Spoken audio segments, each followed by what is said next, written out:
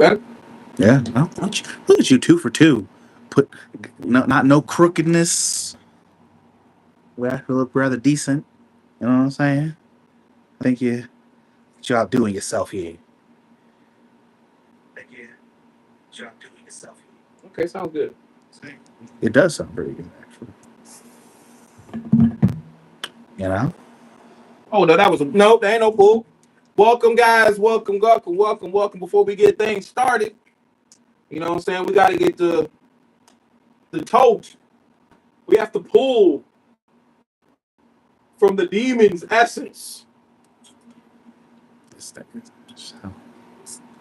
this.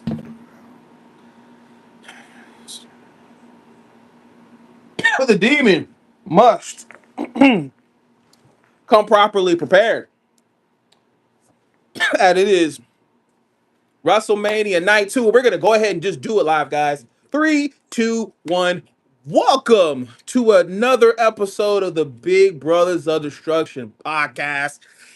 Sugoi, it's the massacre. See that is so much better. Like this will be the last time I glaze it, but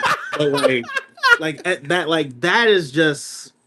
I'm glad you fucking found it. Hey man, as every wrestler, you got to find your thing, I guess, That being said, it's your boy Swag Switcher in the building.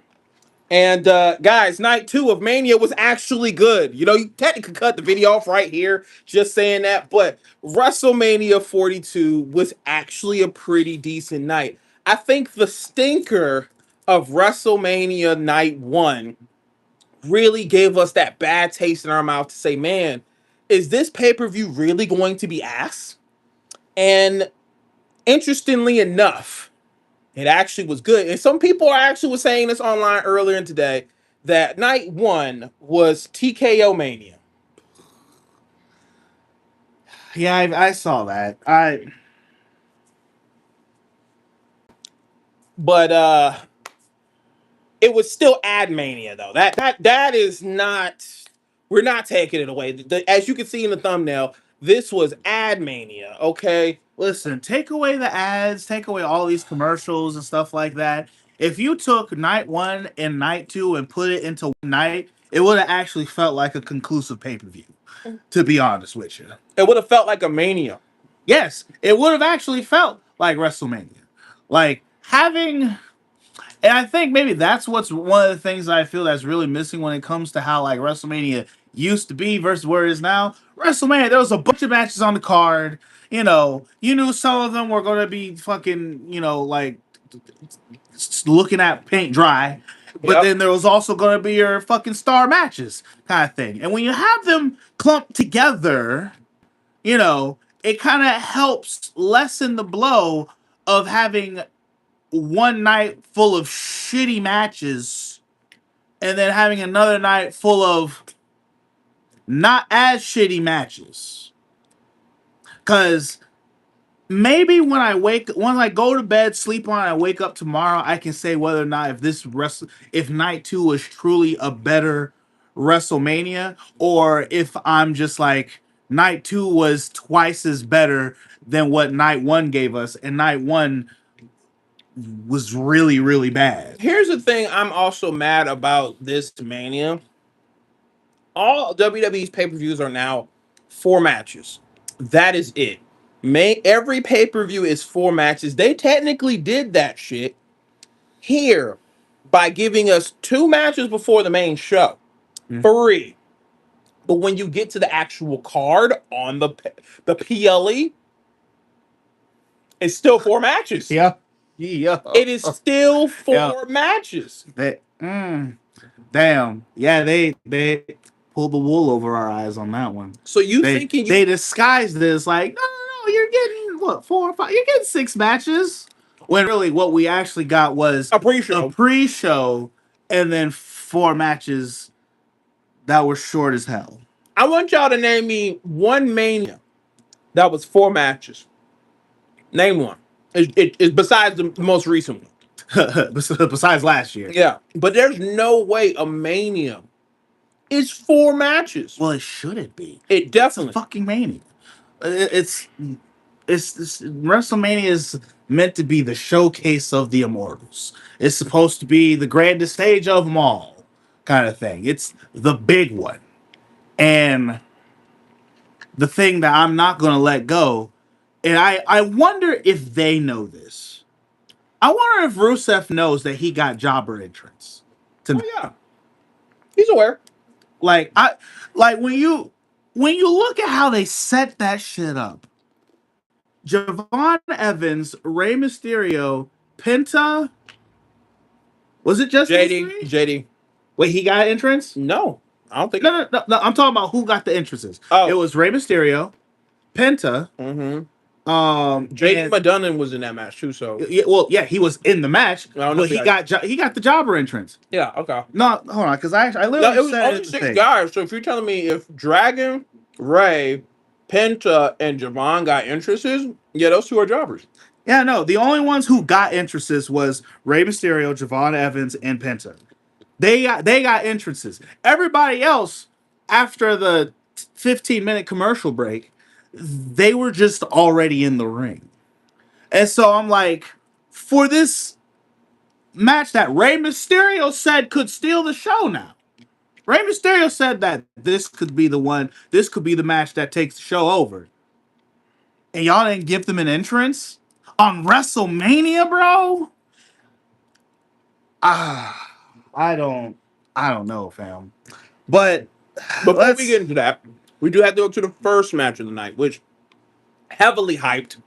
You know, every time they bumped into each other on Raw, overly hyped. These were moments where you're like, man, you can't wait till you get to the match. And boy, you was really hoping they would deliver. Black Twitter obviously made sure that we knew that this match, Oba had to win. Otherwise, Triple H, you was in trouble. And then Oba Femi walked down that ramp. And the absolute aura that man had. I don't think Goldberg has ever gotten a chant of Goldberg in a WrestleMania that hard. But boy, Oba just everybody in the arena screaming, Oba, oh, oh, I love that. Oh, I love that. So all that, and we get to the point where they're in the ring. The match is going with Brock, and it's kind of your typical Brock match with somebody he's really trying to put over. Gets a little bit of offense, looks powerful. Brock gets a little bit of offense, hits you with an F5. But Brock, after the F5, Oba gets right the fuck back up. He eats it. It's not even affecting him. And then Oba goes off and then hits him with the fall of grace, right? yes. Fall of grace, powerbomb, and it's over immediately. Squash match. I think it was like 5-6 minutes. I think maybe it was 5-6 minutes. It was definitely short. Oh, it was hella short. It was I was still cooking my steak. bro, it was easily under 10 minutes that match. Easily under 10. So going into this WrestleMania, after we had the absolute shit show that we had last night, Mm-hmm. um, I'm sure I can speak for us both that there were absolutely zero expectations of any kind going into this paper. Well, I still had expectation that Oba and Brock would deliver, but That's crazy. but it was just the power alone of like Oba winning that match, right? That alone, if the pay-per-view is ash, I can be happy about that. You know, it's like a double-edged sword for me right now. Cause it's like I feel as if I was it's like when you ask for something and you annoyed your parent about getting it, and then they finally say, fine, you can have it, and they just fucking shove it in your face. You mean here damn? It's kind of here damn, but more like here shut the fuck up kind of thing. So it's like asking for something and your mom's like, oh, you want this? All right, fine. And she puts it in the fucking bowl, she makes it and throws it at you, it splashes on your fucking shirt, and you're like, there, eat that shit. And she walks away and you're sitting there with tears in your eyes like, I gotta well, eat this shit. I wanted this bowl of food, but now my feelings are hurt because like How am I what supposed what to? How am I was supposed it worth me getting this for now for my superior to be so upset with me? And that's kind of how I feel about this match. It's all like, yes, I wanted Obafemi to win, but then it's like he wins, and now I'm like, fuck. At what cost did I want him to win? Because y'all gave me the W, but the W doesn't feel like it meant anything. That match felt like it meant nothing. The only reason why, for sure, is because Brock Lesnar retires afterwards by removing his gloves, removing his boots, and leaving the ring. So then, therefore, robs the moment of Obafemi. Same way when Roman beat Undertaker, it robs the win. I don't think so on that one. Okay. When Undertaker lost to Roman Reigns, because of the higher, because of the higher story that was going, goodness me, soda.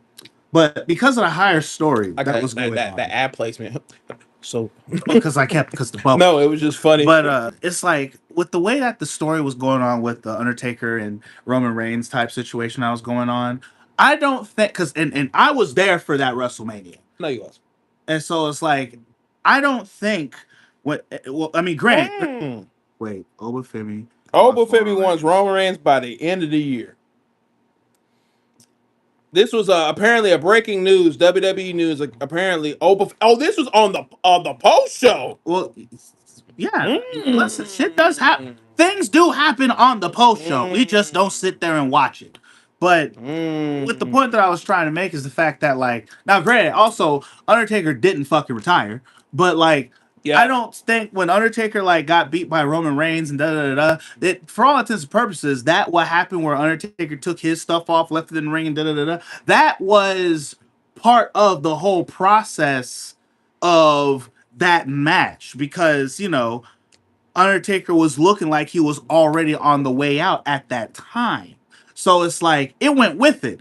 Brock Lesnar losing to Obafemi and then just retiring on the fucking spot. That had nothing to.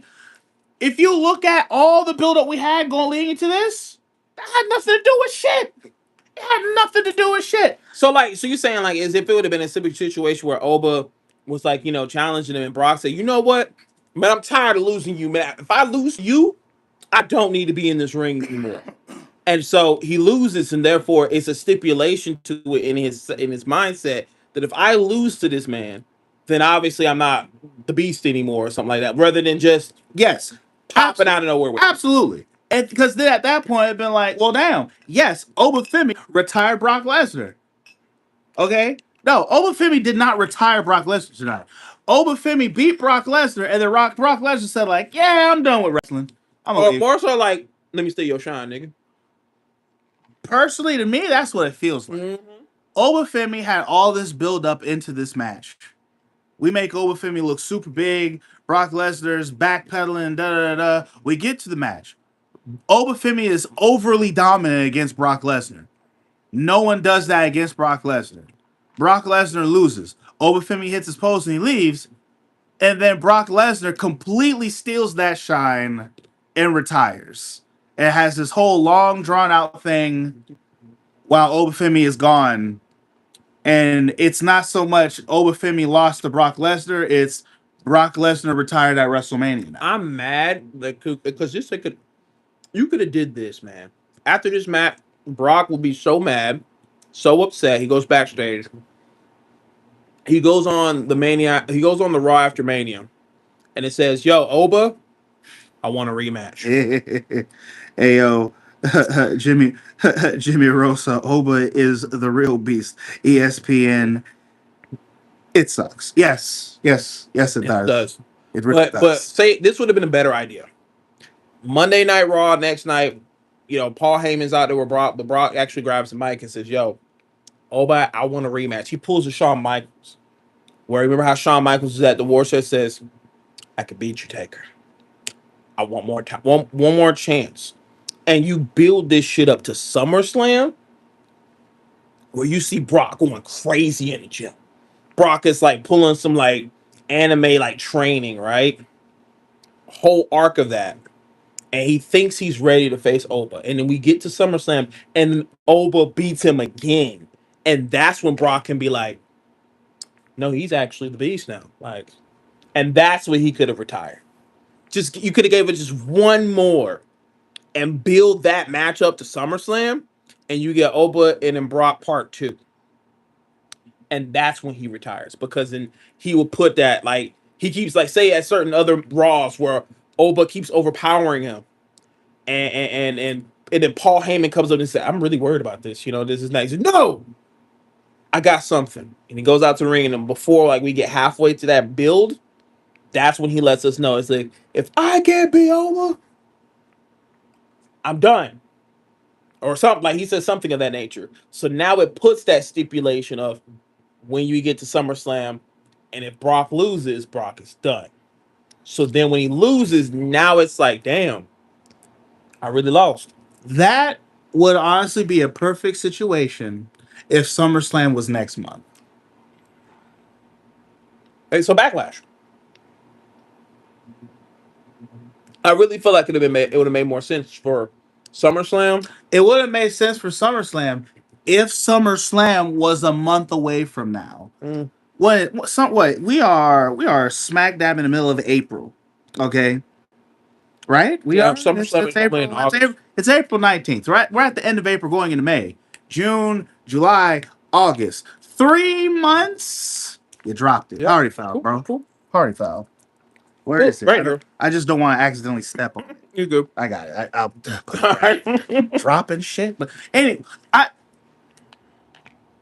because if we did something like that, then we're now going into fucking goddamn Takeshita and Okada area where we're just unnecessarily drawing this shit out. Because by the time SummerSlam comes here, like, I don't care anymore. Okay. Obafemi should be doing something better at this point.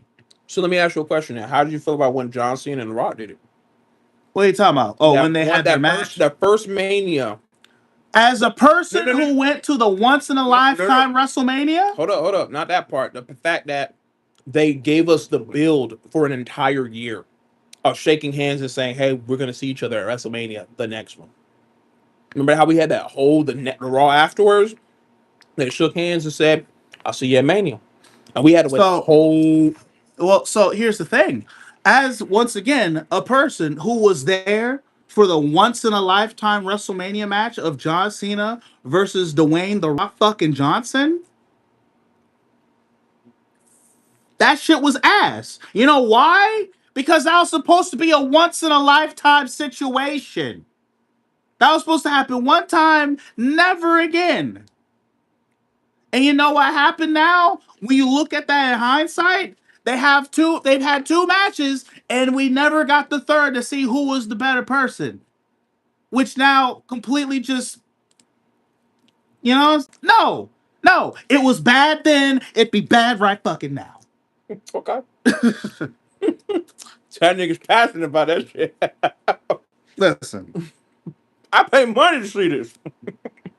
Which is what half of these people have said about how short this Mania was.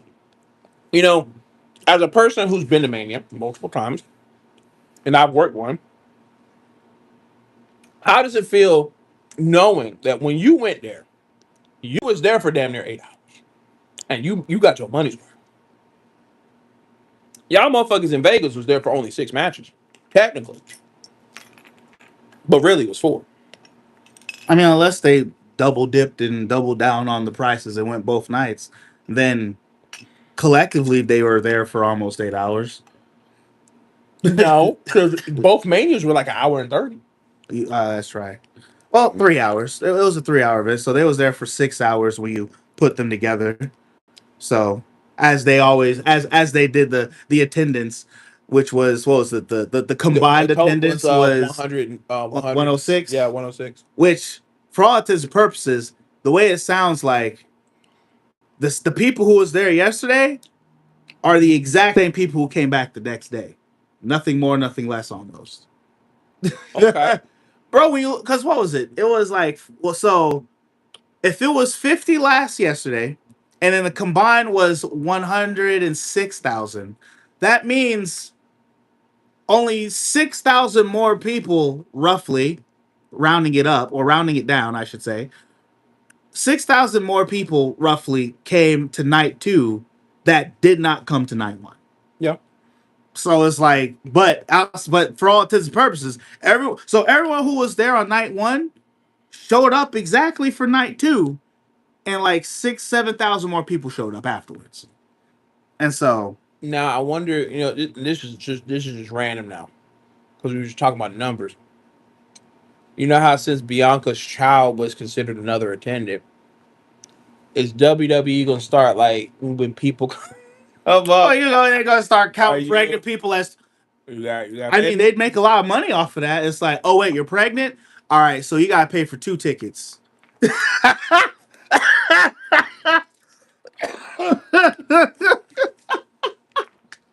You gotta pay for. Hey, you carry for 2, you sit for 2, you pay for 2. All right, that's.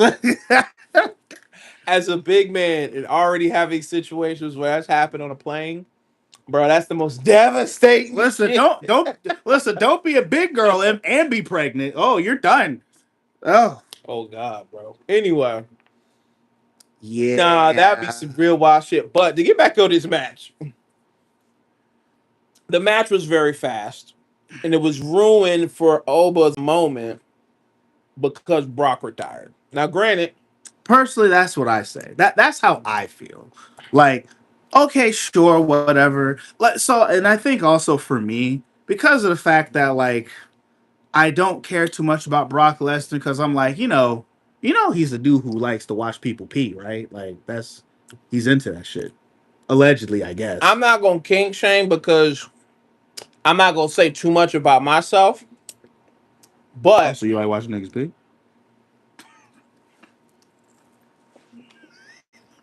nah, he just drank pig. He just drank pig. Anyway, I can't get fully behind Brock Lesnar these just days because that nigga because like of the watching people pee is because, crazy.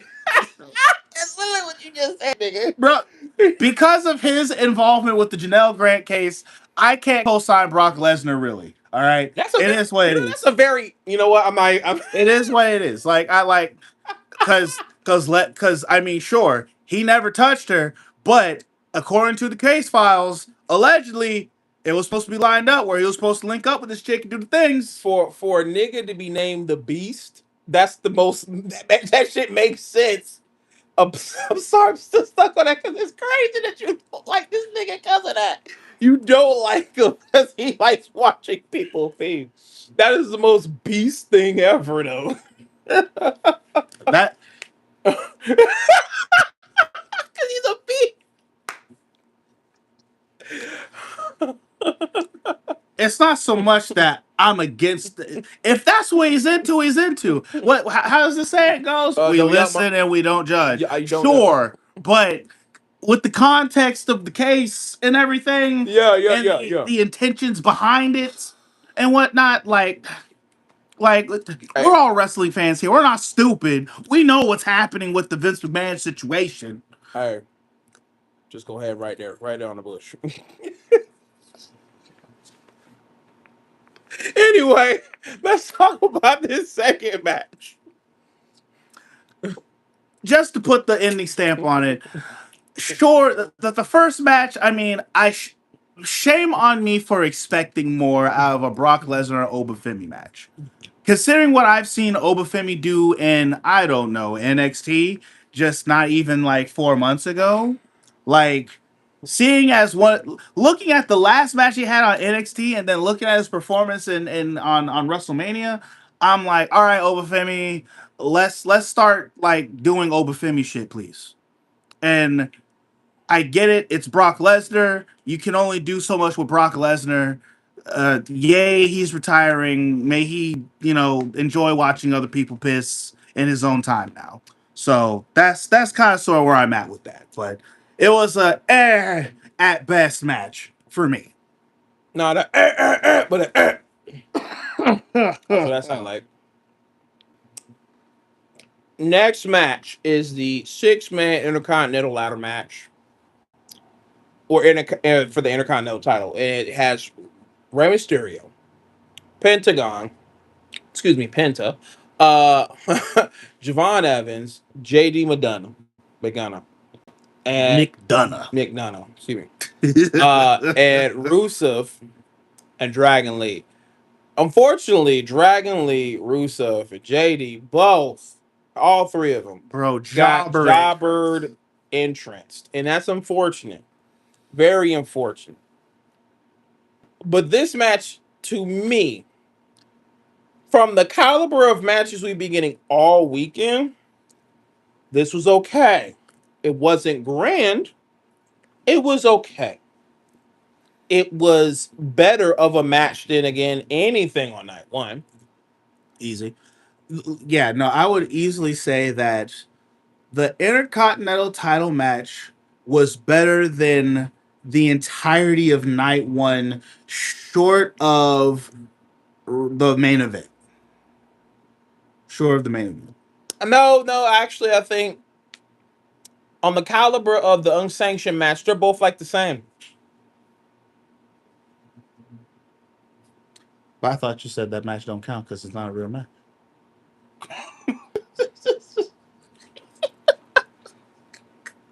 Your words, not mine. Okay. Hey, yo, man, cut this fucking live, my nigga. Hey, yo, cut the live, bro. We gotta fight, bro. How the fuck you gonna call me out like that, bro? Nah, bro. Like I said, you brought it up. Nah, You bro. brought it up. Not you using that shit against me, bro. That's crazy. That's crazy. But no, I would actually admit that it is better than every match on night one, and it's not a close tie, but it is a tie. Yeah, it's like it's just like where the line is here. The ladder match was here, and this match was like it's almost there. Almost got it. Yeah. Got to reach for it. Let me put it this way: if there would have been blood in that non-sanctioned match, then it would have been better than this ladder match. Mm. But because the ladder match just had really good guys in it who made the ladder match at least worth watching, that's why I think I still put it over the non-sanctioned match, but barely. It's very, very close. See, if this is a ranking system, the bottom, which is where we'll talk about, we just call it night one. Like, yeah. Night one is the bottom. Yeah, just night one, and then there'll be like a C, a B, and A, and then the shit list is just night one. Have a good one, Jimmy Roos. Oh, he's out. Have a good one, Jimmy. But that would be the caliber. It's just night one. We just know. But some good, decent spots. It's a ladder match at Mania.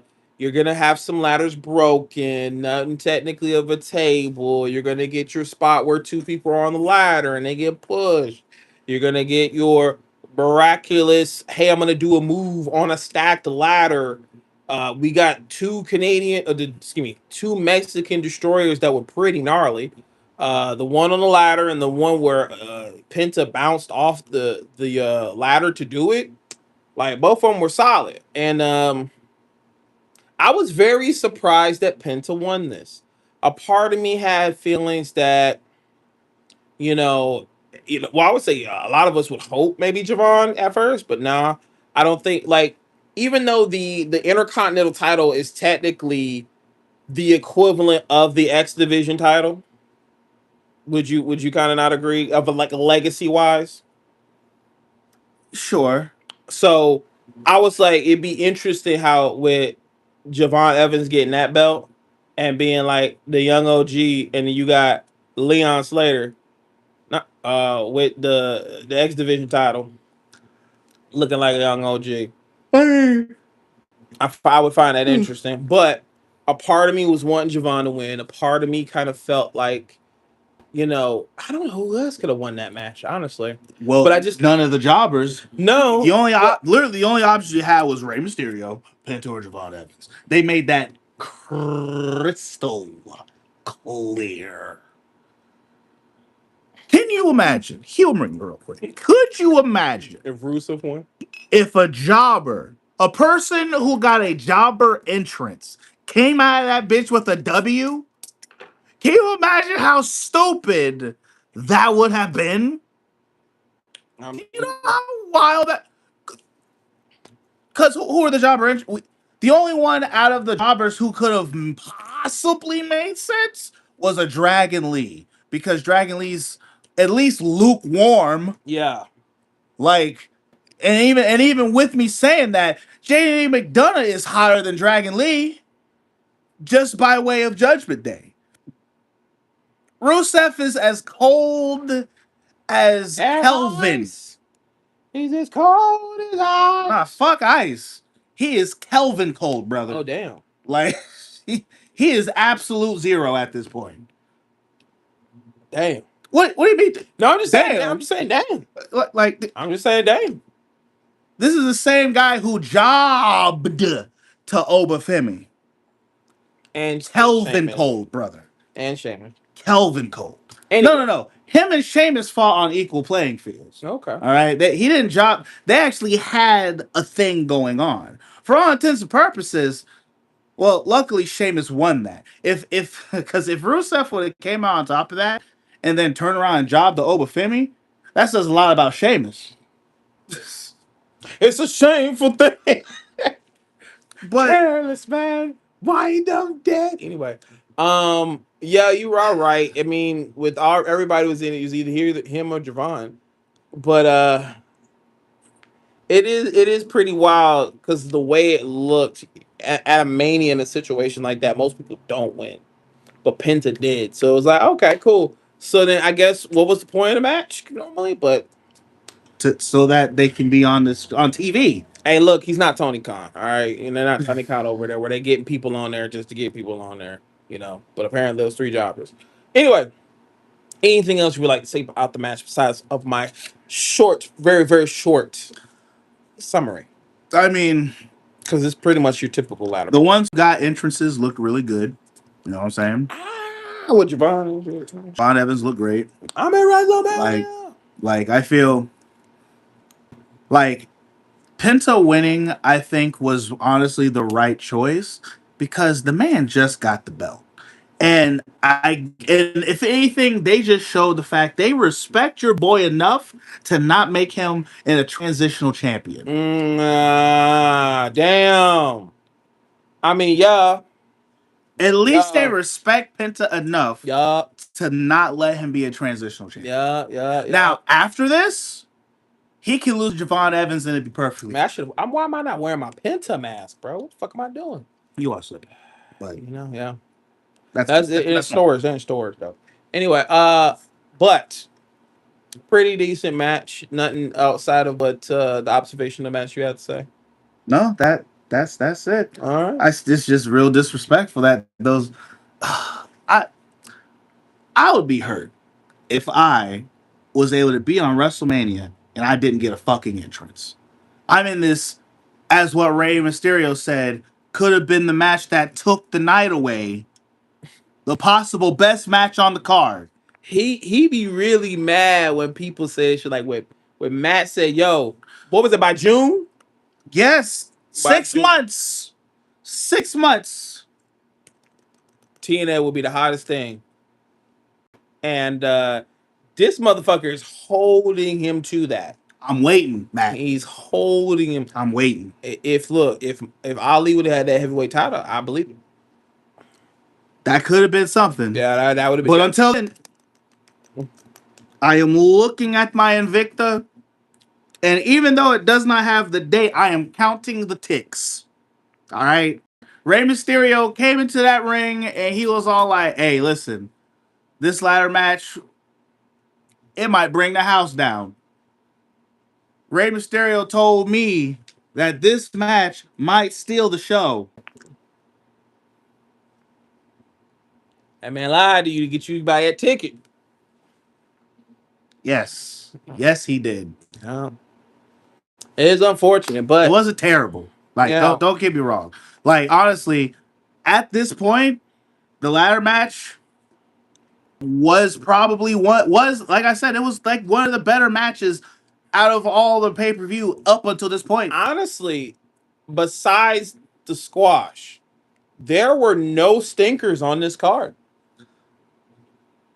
Which once we get into that, as we get deeper into it, because that was the pre. It But I mean, wasn't actually the pre-show, but like but like even with going into next match was just Sammy versus Trick. It wasn't a stinker. no, you're not wrong. I It will it, say it wasn't great, that. Well, see, but it wasn't a stinker. night 2 of WrestleMania, and I don't want to have this mindset that night 1 was so bad that anything could have happened on night 2 and it would have just been better. I don't want to think that way. There's a part of me that feels like it. It's like it's that whole idea of like, man, I just got fed shit. Oh, Just to get caviar the next day. yeah. Caviar. I'm saying something fancy.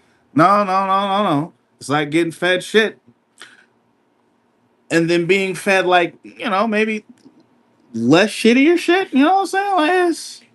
Like What is less shittier shit? it wasn't.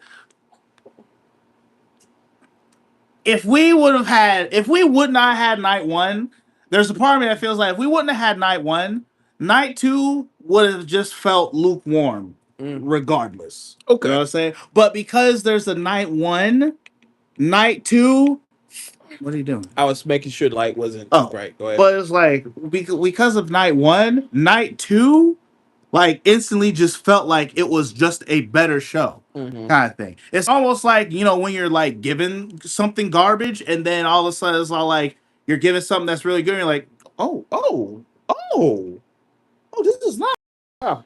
This is real nice. That's literally what it was. Even though it was freezer burned and they just put a little extra seasoning on it. Oh, so it's basically the equivalent of getting a burnt ass steak, but you could just scrape off the burnt and possibly make it at least a decent steak.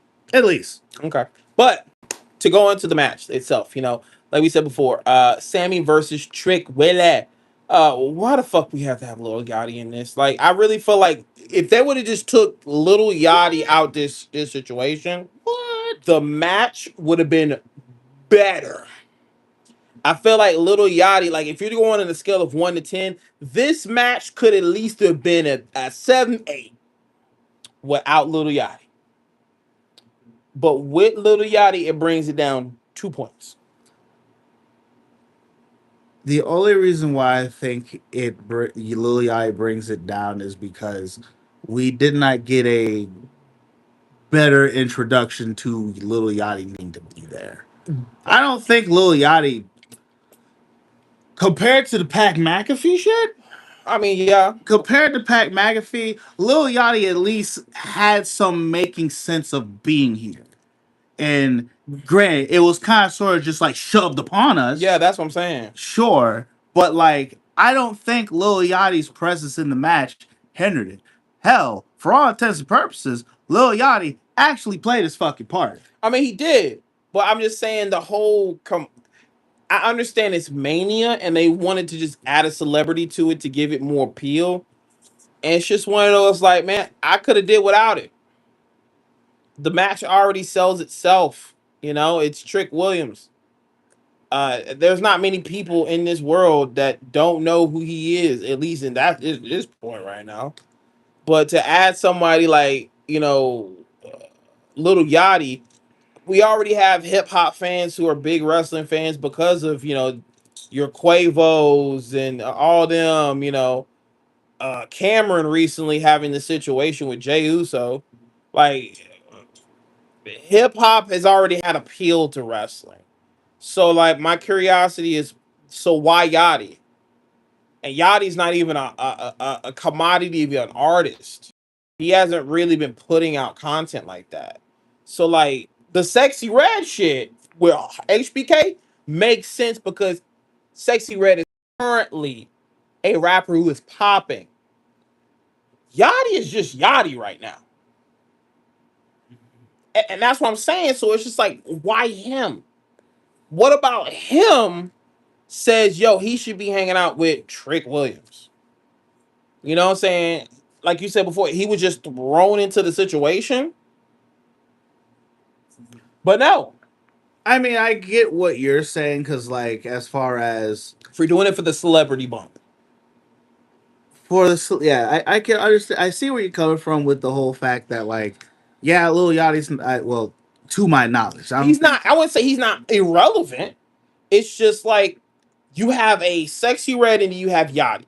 Sexy Red is definitely more known than Yachty right now because the younger Yeah, audience is yeah, her stuff is popping off right now, yeah. and I don't know what. Well, now, granted, I also because I don't necessarily follow them very closely. I don't know if Lil Yachty's got anything that No, he's working on right now, or no, what was the last record he dropped, nothing. kind of thing. But like, I don't think when it comes to the celebrity involvement, I feel Lil Yachty is like I don't think he plays a supreme major role. Now, with that being said, sure, we probably could easily have done without Lil Yachty, but I don't think Lil Yachty's place in this particular situation is a problem. Pat McAfee was a problem. But that wasn't his fault though. What, Pat McAfee? Yeah, no, because he was just put into a situation where he had his hands tied. His actual manager was like, "Yo, you're doing this." You forget. Well, I don't know if you know. The guy who owns KO is actually Pat McAfee's manager, so that's why he put him in that situation. And it was bad. It was because of that. But Pat was like, "No, I don't want to do this. This is not a good idea." Oh, really? I didn't hear all that. Yeah, that's literally When that information pop off? that's been well known. Pat was, if you look at especially Russell Talk, Pat was like, actually, this is a dumb idea. But his manager's like, no, you're gonna do this because I'm trying to make you the next Arnold Schwarzenegger. I want you to be in Hollywood. And so I need you to do things like this. So I'm putting you in the situation. We're gonna make the caller you. And Pat was like, as a wrestling fan, that is a dumbass idea. That's a really bad idea. People are gonna hate me. He's like, no, no, no, no. It's gonna work. And it did not fucking work at all. But when it comes to Lil Yachty's case, as where that was a bad idea, Lil Yachty being here with Trick Williams, I don't think was ultimately a bad It idea. wasn't. It just wasn't an idea. I was like, I mean, which sure, let me put it. Him being there and him not being there, we could have gotten the same results with Trick Williams winning the title without Lil Yachty, in my opinion. mm-hmm. But the small part that Lil Yachty played, I feel it doesn't hurt anything. Sure, it was a little sloppy bringing him into this and kind of unnecessary, but at the same time, I think we should know, and this ain't just a this WrestleMania thing. This is a WrestleMania thing going all the way back to the first WrestleMania.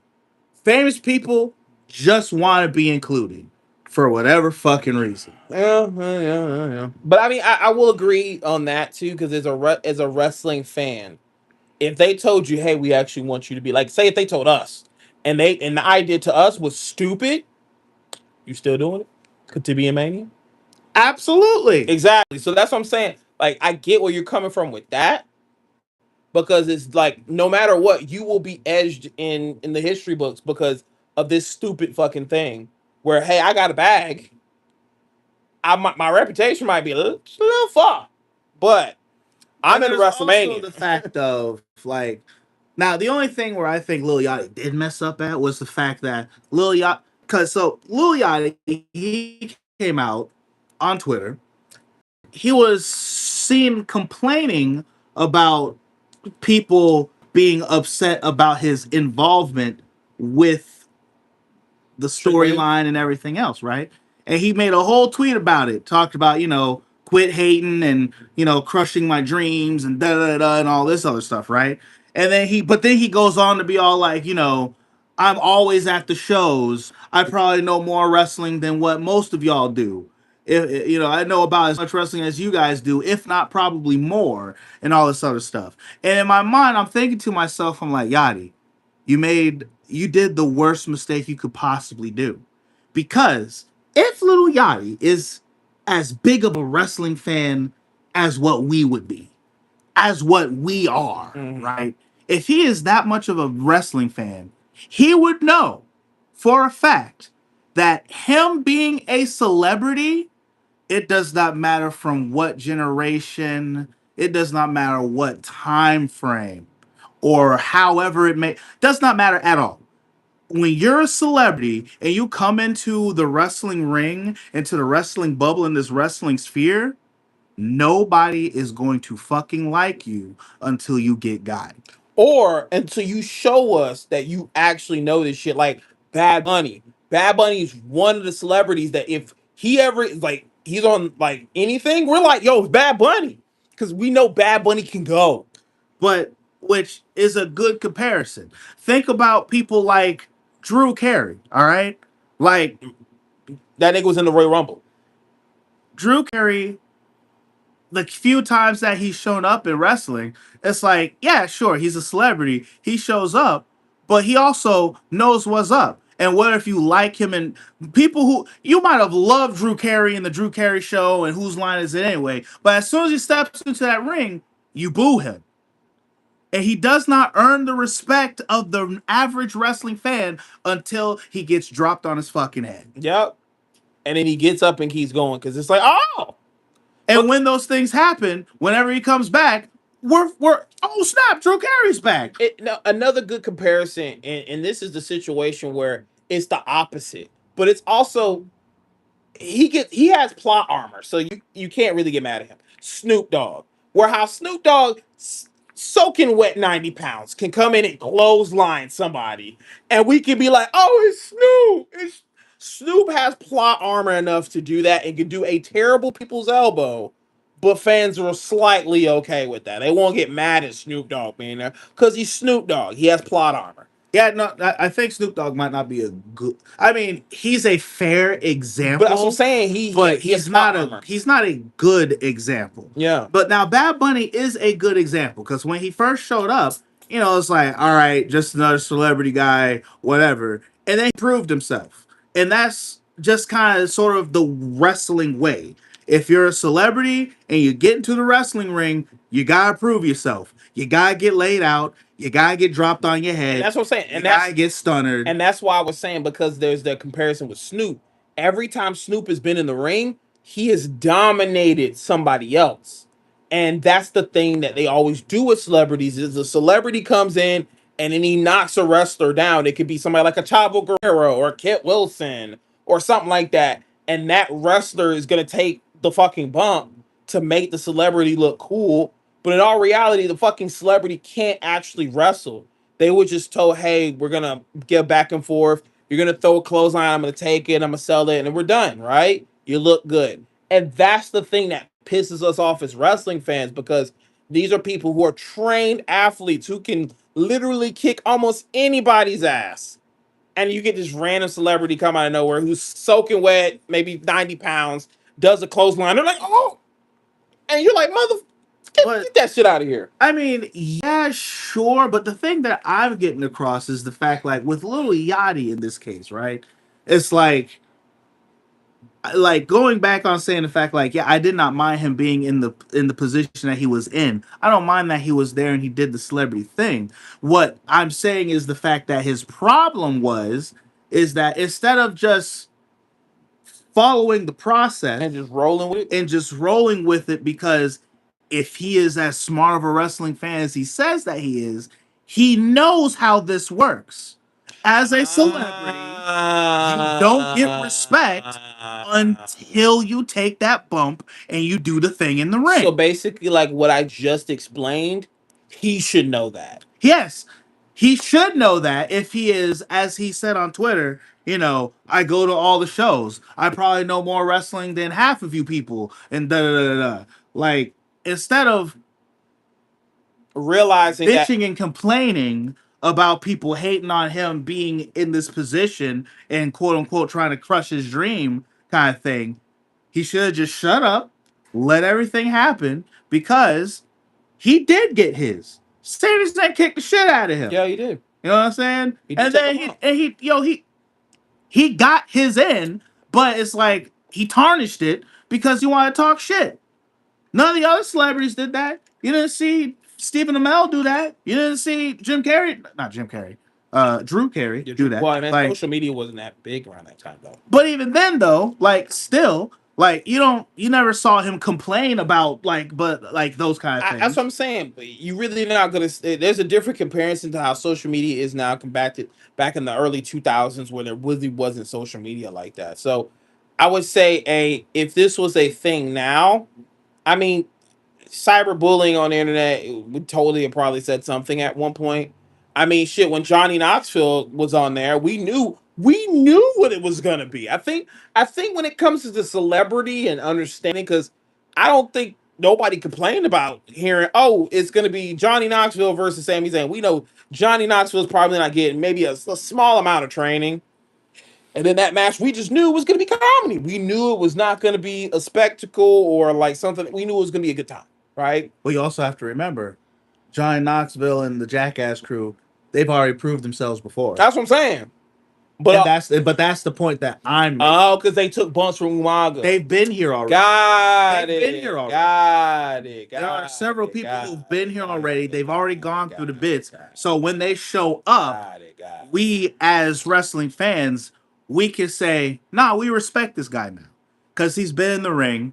He's done what he's needed to do, which was take that bump, whatever it may be. Unfortunately, as a rapper, can't do that. What? As rapper logic, bro, you gotta be macho, man. As a rapper, you can't let nobody knock you out. As a rapper, you can't do all the stereotype of gangster rappers or of that nature, and how social media is. We as wrestling fans will not clown him, but the rap audience will be like, "Oh, you got knocked down by that gingerbread ad." But see, you also have to remember, when was the last gangster rapper outside of Snoop Dogg you saw? Offset. When? Offset came in that one match, and was it with Javon or something like that? He came in and clotheslined somebody. Okay. Yeah, and he's a gangster rapper. Sure. Okay. All right. Okay. You said name somebody else, and I did. I don't. Oh no. That's that. Maybe my vision of gangster rapper has been clouded Because there's not really any gangster rappers anymore. exactly. That's exactly what I'm saying. No. But as in the image of rap, it is for all these dudes. They be going, whatever in that music. They consider themselves gangster, and so the image of gangster in social media aspect, you get knocked out or whatever. That's kind of one of the reasons why outside of Def Jam being Def Jam will never do another fucking game with rappers in it, because one, if we get to stomp out like a Drake, we get to stomp out like somebody we don't want like that. Social media already is gonna roast it. Think about when Drake and Meek Mill went out having that beef, and then people were making WWE simulations of Drake kicking Meek Mill's ass in a match. And the same thing happened when Kendrick Lamar started kicking fucking Drake's ass. They did simulations of that too. And niggas just like making memes out of that. They would meme that shit too. I think you're taking this to like another place. Nah. I don't I thought I was following you. Nah. And you kind of lost me here. Well, okay. I think it's because we're in two versions of social media, and knowing how one attacks those areas. Because, like you just said before earlier, you're not too privy to certain things Lil Yachty is doing. You didn't remember the thing Offset did because you're not really focused on that side of the social media.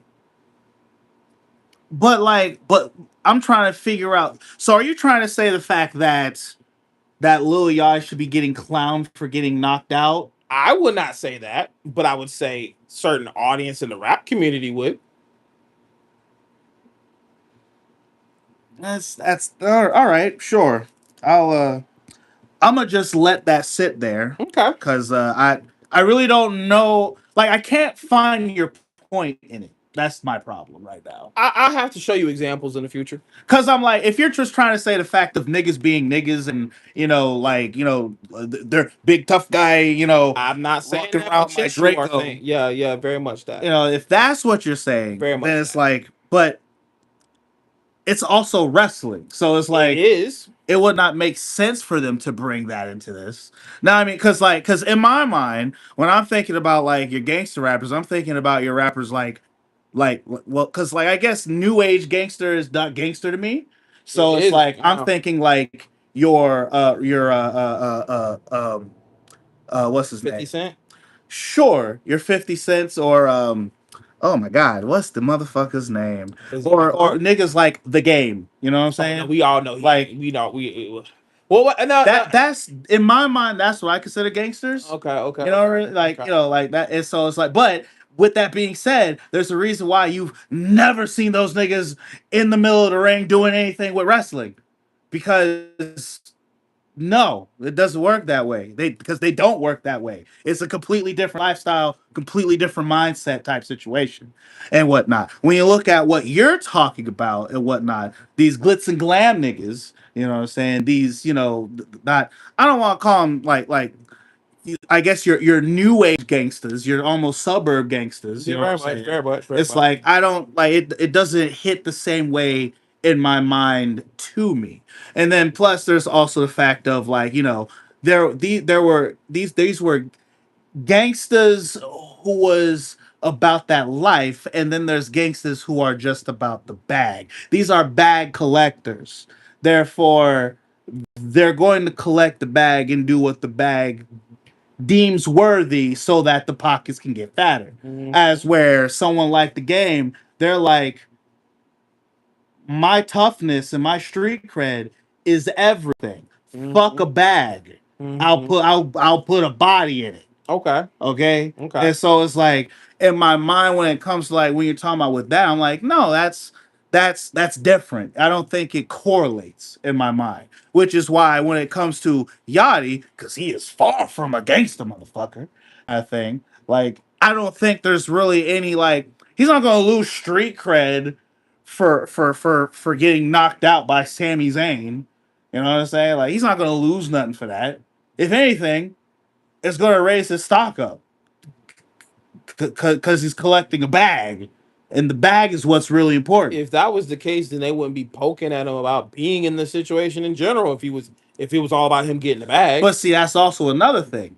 Wrestling fans are not the same kind of fans who just listen to that kind of music. Well, no, no, no, no, no. I'm just saying, if you're even putting that in comparison, we as wrestling fans should also respect the fact that he's getting a bag.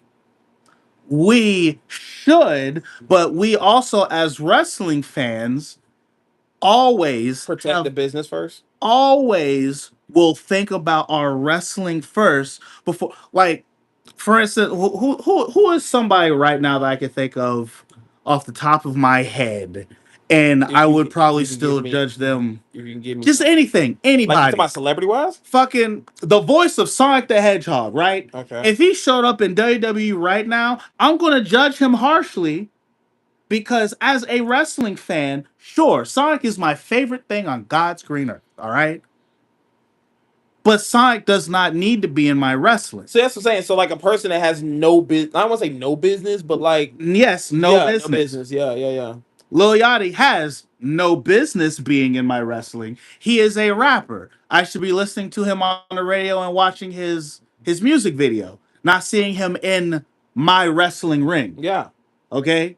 And so, as a wrestling fan, as we all often do and have done for our whole lives, when that outsider comes into our wrestling ring, Yep.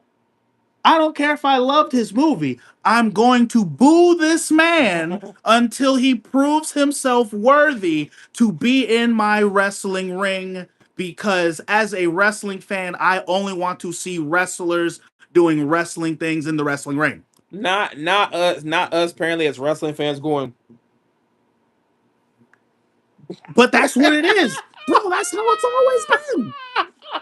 Dude, that's how No, it's it's just literally funny. always It's just been. funny the way like the fact that you put it's like, do we send this nigga to the Lions? That's how it's Send him always to the.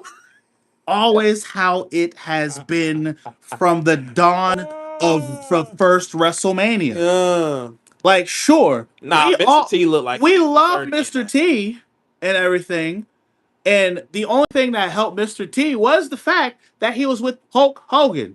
Put Mr. T with anybody else, oh, we was gonna judge the fuck out of that motherfucker. But because I he don't was know with because Hulk Hogan, Mr. T looks like an actual tough guy though. That's the thing. now yes, there is that piece too. Same That thing. does Same add thing to with it. Mike Tyson. Did you complain about Mike Tyson being there? That nigga's actually the baddest man in the planet at that point in time. But you also have to see, what did he do? He punched Sean. What else did he do? He Think of all the things that Mike Tyson did in wrestling.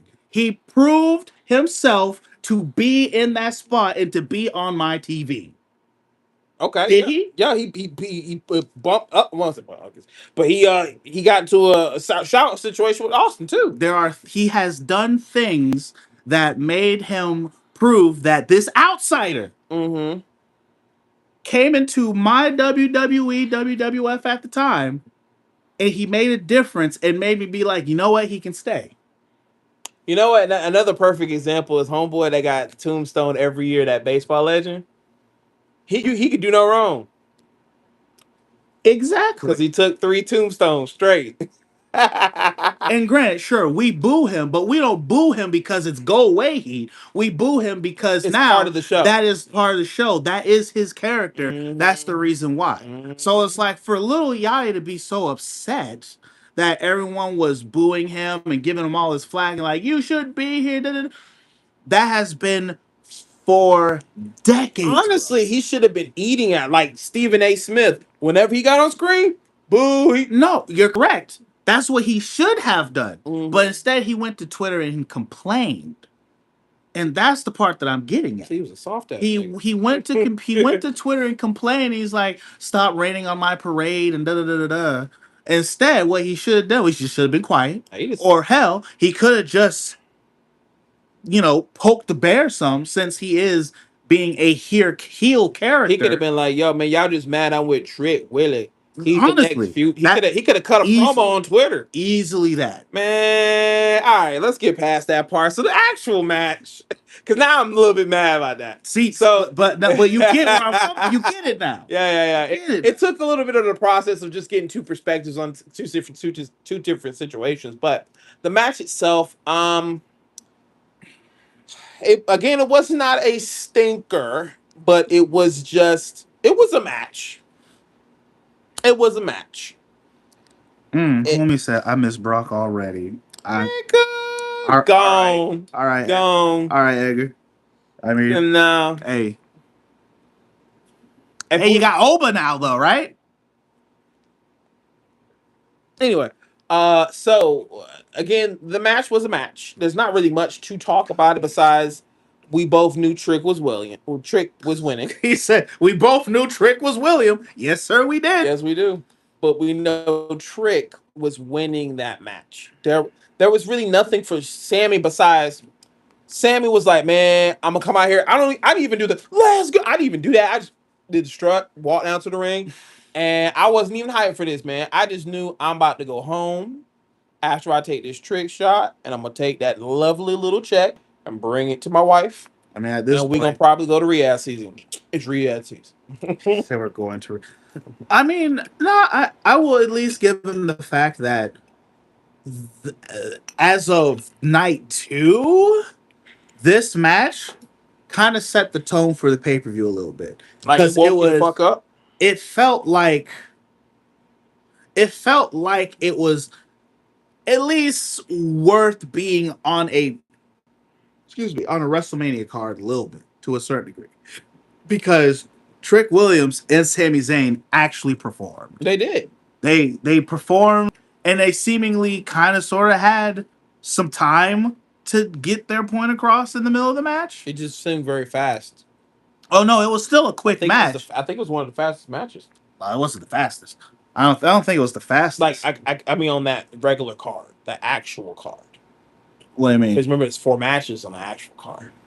Oh, as far I was it the quickest match? Because Finn and Dominic got some time. Okay, yeah. They definitely got some time. That Jade and Rhea got some time. And we absolutely know that main event, it got some time. Oh, so okay, so you're saying as far as the main card, it was the shortest match. Yes. So yes, it was the shortest match, but it was one of the more well done matches out of all of the matches. Like if you look at WrestleMania as a whole, this match easily beats night one. Yep. Period. Like this match was better than all of night one. There was a part of us that was even like, hey, this is actually a good match. Yes, better than all of night one. Period. Was Sami Zayn and Trick Williams, which is crazy. Damn, because shut up. I was about to say it again. But like, I did not expect this match to be good for some reason, and yet it was better than the night one of WrestleMania. Only because of one match was not on the card actually, because it was unsanctioned. Again, that's why I was about to say it. That's why I stopped myself, because I was like, technically. But yeah. But hey, Trick Williams is the champion now. Yeah. Black Twitter, you can relax. Yeah, you got Black IWC. You got 2 out of 3. You got 2 out of 3 tonight. You know what I'm saying? Let's talk about it. It's we don't gotta kill Triple H yet. Let's talk. He's not off the chopping block, but you know. I don't know if we can say the actual K word, so I think we have to say have to get him moving forward. You know what I'm saying? We don't want the lie getting cut. Kill Steen, kill. All right. All right. If we go dark, guys, you know what? Anyway, but yes, like I said before, it was a match. There wasn't anything crazy to ride home, right home to or whatever to, because it was a pretty typical match. There was the moment where Sammy hits your little Yachty, throws him off his game. He gets hit with the trick shot, and it's 1, 2, 3. Well, Lil Yachty also interfered. That too, but yeah, but I'm just saying, like, that's how the flow kind of went. Was, hey, match. Somehow Lil Yachty gets involved. He gets hit. Match. He gets involved. Trick shot. It's over. So, yeah, it wasn't, like I said, it wasn't too crazy. It wasn't a lot of storytelling in it. Hey, it was just look at the homie though. Ah, nice. But of course, with that match, then we can actually go into the next match, which I'm very proud of, but technically only be semi-proud of, because it was not Finn Balor. It was the Demon. So, we get Dominic Mysterio versus Demon. Not even the Demon, just Demon. Demon Balor. And as you guys are already well known in this podcast, I am a fan of Finn Balor. I am very upset about Finn Balor. And knowing that the Demon was returning, I obviously had worries, because last time the Demon came and went against Edge, he lost. Last time he also went against Roman Reigns, he lost. So to see the Demon come back at Mania, I said, man, matter of fact, we can even pull back the video of me saying Demon at the Mania, and you said the Demon is dead. Remember that? Yeah, I did. That bitch is alive now. And that Mania entrance was good. All right. Hey, you know what? Hey, every once in a while, you have to at least get something in here. You know, you're allowed to get a W. I mean, sure, you don't get them often, barely, but you're at least, you know. I had a couple of W's for my predictions this weekend. But were they really W's, though? I know. They were W's in the sense that, hey, yeah, I called that. And I'm going to cry about it because it was the worst option to pick.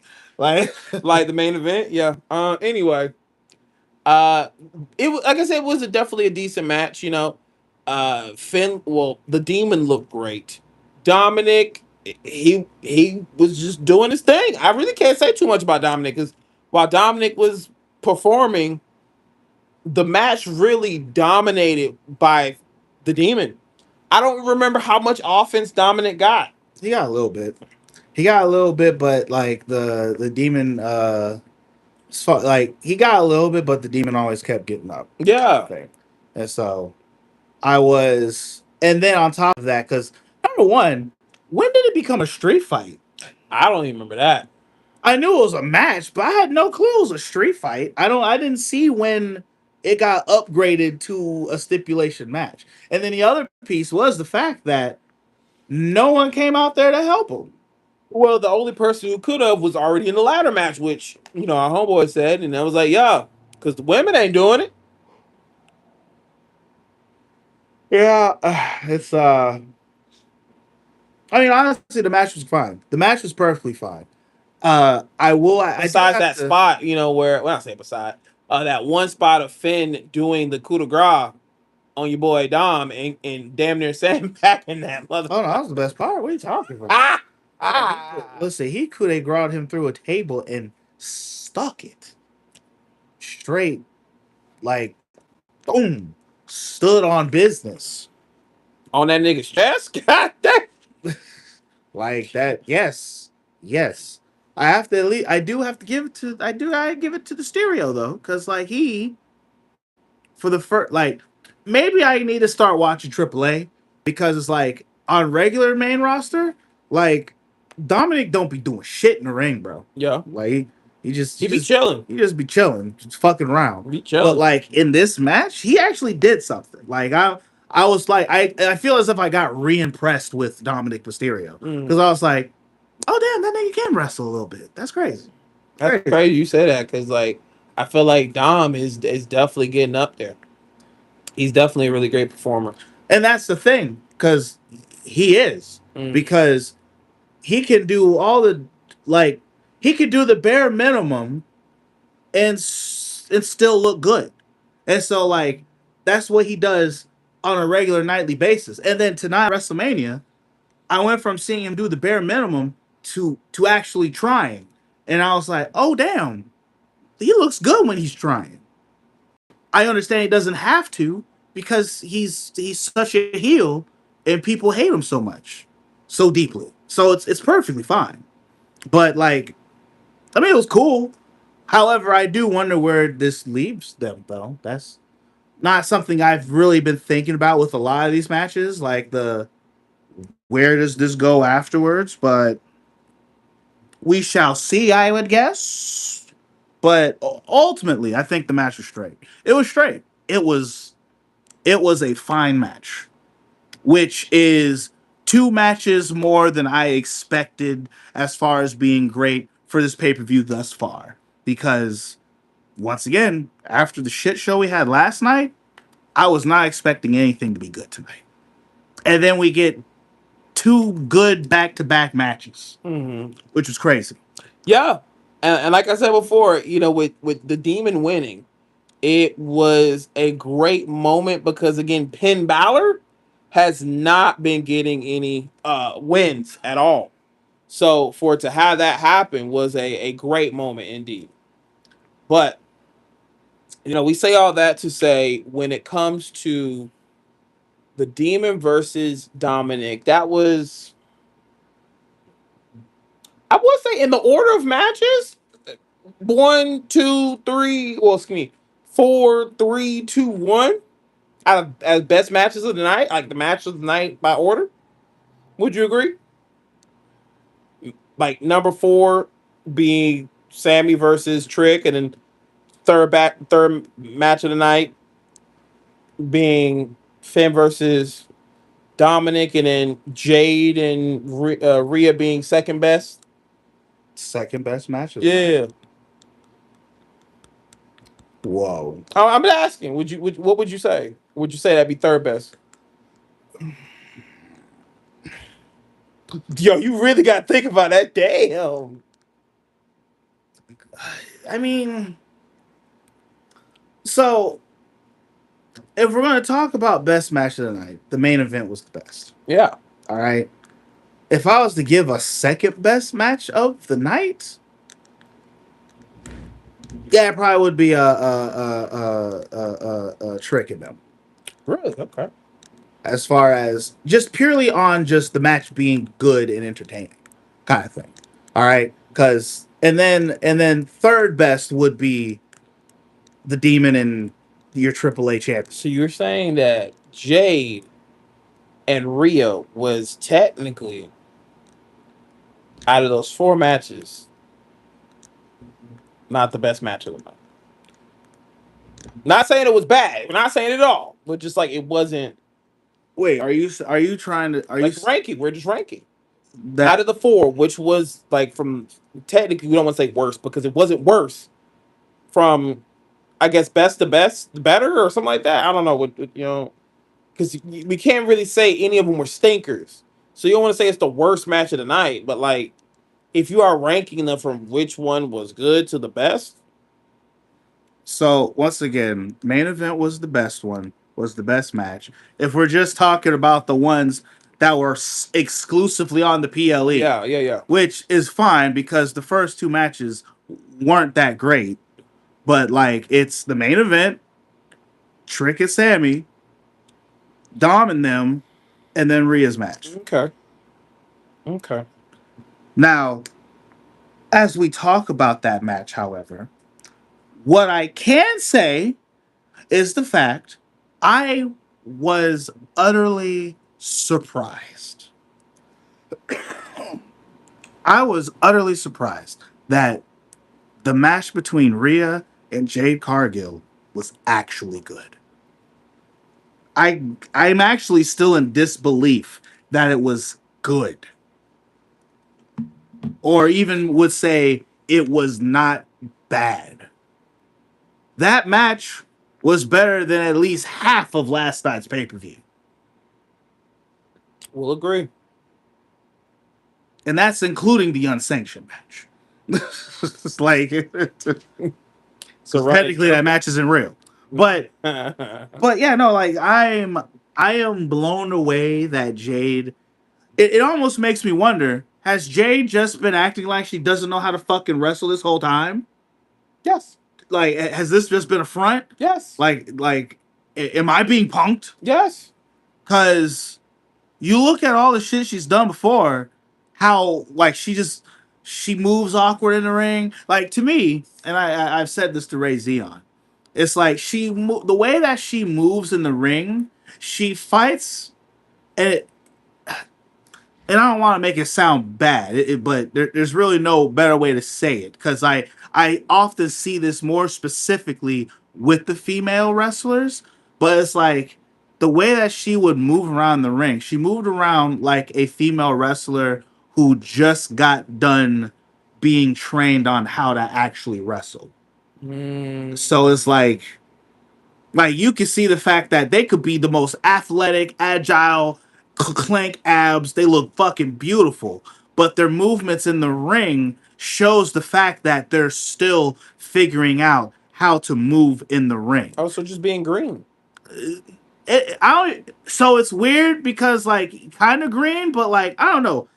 It's something that I often see with indie female wrestlers where there's like, even if they're not necessarily green, or maybe it is just the fact that they are green, but there's just a certain way that sometimes they move where it's all like, yeah, you can tell that they're still learning the ropes, even though they may have been wrestling for a minute.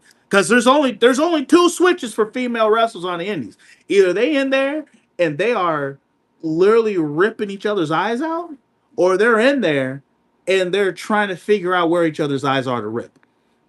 And Jay for a while was looking like it's like as if like she knows what she could do in the ring, but she's like unsure or doesn't know if she should do it now or later or something. There was just such a weirdness about her which made her matches look like crap. And this is like She one of the doesn't take first any risks. times. This is like the first time where she actually looked like she knew what the fuck she was doing in the ring. And that blew me away. I wasn't ready for that. So you telling me like she had her debut match? If this was her debut match, I'd have a completely different outlook Jade. on Jade. Mm-hmm. But because of the fact that I've seen her wrestle several times up until this point, it's like, was this a fluke? Was this just a one-off? Am I going to see another match with her? She's going to suck, Probably. which is unfortunate. Probably. Or is it just because the fact that Rhea knows how to carry a fucking match? That could also be it. I don't want to say that I though. don't want to say. I don't want it either. I don't want I to don't like want Jade is garbage. Thank God Rhea has saved this match for us No, all. I don't want to be like that either. But that's probably what it is. Mm. But it was good. It was a good match. So we start off between the two, getting a little bit of offense against each other. We get to a point where within the offense. By the way, this match was actually 12 minutes long. We get to a point where everybody's getting their shit off. You saying that reminds me of the fact that we just to show how much we were all like, yeah, fuck this match. It was like, ayo, over under. How long you think this match is gonna take? He said 7 minutes under. I said 10 minutes under. And we got And then the match goes in. We're like, damn, this is pretty fun. Yeah, this is a pretty long match. It's worth watching. Yeah, Like, yeah. That's crazy. Our whole gear shift at that moment. But it's like, hey, when you gotta eat them words, you gotta eat them. wait, what was it? What's that gift where it's like you should be hitting the whenever that's when you pop off moments whenever you hit the gift. Oh, are you talking about you're not talking about the Samuel L. Jackson Yes. Okay. Basically, that's how you like your wrestling is moments that make you go, oh damn. That was one of those moments. Yes, absolutely. So, but again, yes, both people are getting offense, and we obviously have where BFAB and Mention make their way to the ring, and they surround the ring, causing interference, therefore getting Jade a little bit of extra offense, and then as they were kind of going to go overkill. Io comes down and does her run. She always is running for something whenever she does it, as long as she's not doing a Jeff Hardy. But she's running down. She gets offense on BFAB and Mention, even though it's two bitches. But excuse me, I didn't mean to call y'all bitches. My bad. Two individuals. My apologies. Oh my god. Almost lost yourself. Yep. Lost sauce, but they're definitely far from that. But anyway, got two different individuals. Got to move off on them. Jay comes in there. Next, it's about to get EO. Doesn't happen. Then Rhea gets her, but wait, Jay's about to reverse. Jay reverses the Riptide. Oh, I'm about to put her in the storm. No, reverses it, goes under. Riptide, boom, match. I ain't gonna lie, the sequence of how that match ended was solid. And I think, as a weird caveat here, like some of the matches that we had, the way that they finished, I feel like WWE. Not even actually, I can't even say WWE. Just wrestling as a whole has forgot the art of finishing a match. You know what I'm saying? Like with this one was fine. I think the finish for this one was fine. A good finish is always whenever a big move happens and you get that 1, 2, 3. Like we all know as wrestling fans, yeah, that's it. Yes, but at the same time, it's how you get the big move. So, for instance, like with this one, Rhea, and then that reverse, and then that reverse into another reverse, and she literally reversed it into the Riptide. That was good. That was fire. Now, when we get into the main event, I'm going to revisit this process of thinking that I'm talking about, because with the way that match ended, it's like, for me, it was all like, you know what I'm saying? Like, there's the art of how you finish a match and the way you leave that match at the end. Like, it's something that has slowly, to me, in my mind, I think has been being like kind of getting lost in the sauce type deal, because we're so busy wanting to make sure we get our shit in kind of thing, or like, you don't need to go into the match and win it and be looking like this super dominant. Like, what happened to your Shawn Michaels? I can barely stand on my fucking feet. At the end of this match, someone needs to hold me up and lay the title on. Man, when Triple H used to have to carry that nigga to the back because he was so spent. Just like that kind of finish. We don't finish matches like that no more. Everyone finishes the match and they're like, for instance, this match, Rhea and her, they banged it out. But at the end, Rhea's standing there, And then Jay's outside like, like, it's like not as if like they had plenty left in the tank. They could have kept on going. They could have put more into this match, type thing. Like they were still standing. They was able to walk out without help. it's the equivalent of, you know how in wrestling moves now, or I guess you could even say old ones, where you hit your finisher and it goes, basically flashbangs almost for a second. And during that flashbang, you get the 1, 2, 3, and you're like, oh fuck, but you come back, come to two, and you just immediately get out the ring because you're just like, well, I got it with the move. But like, which yes, and I feel as it, but like it to me, I was I've been stuck on this whole thing. I was like, you're taking me out of the immersion, but it's like it. We used to get finishes that felt like supreme finishes, like they fought their fucking heart outs to get that W. Nobody's selling the finish, basically. Correct. No one, and that is the big difference and the big deal. Now, and as far as this match goes, so that we can get into the main event. Yeah. Uh, this match was the sleeper match of the pay per view. This match was not supposed to be this good, Mm-hmm. and it turned out to actually be good. Mm-hmm. And it makes me question everything. I'm like, is Jade Cargill actually good, or is Rhea just really good At calling matches. at calling matches and making other people look great, kind of thing? This is her brutality.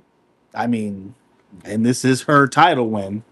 She eats, sleeps, breathes the demons in your dreams. And I know you didn't want this W, but I just did the stomp part. oh, I was like, nigga, you good, bro? No, I just did the stomp part. You know what I'm saying?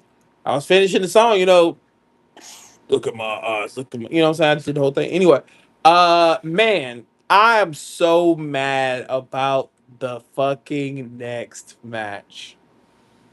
Boy, this was a main event. I will give it this much. This was a main event, and CM Punk, I'm sorry.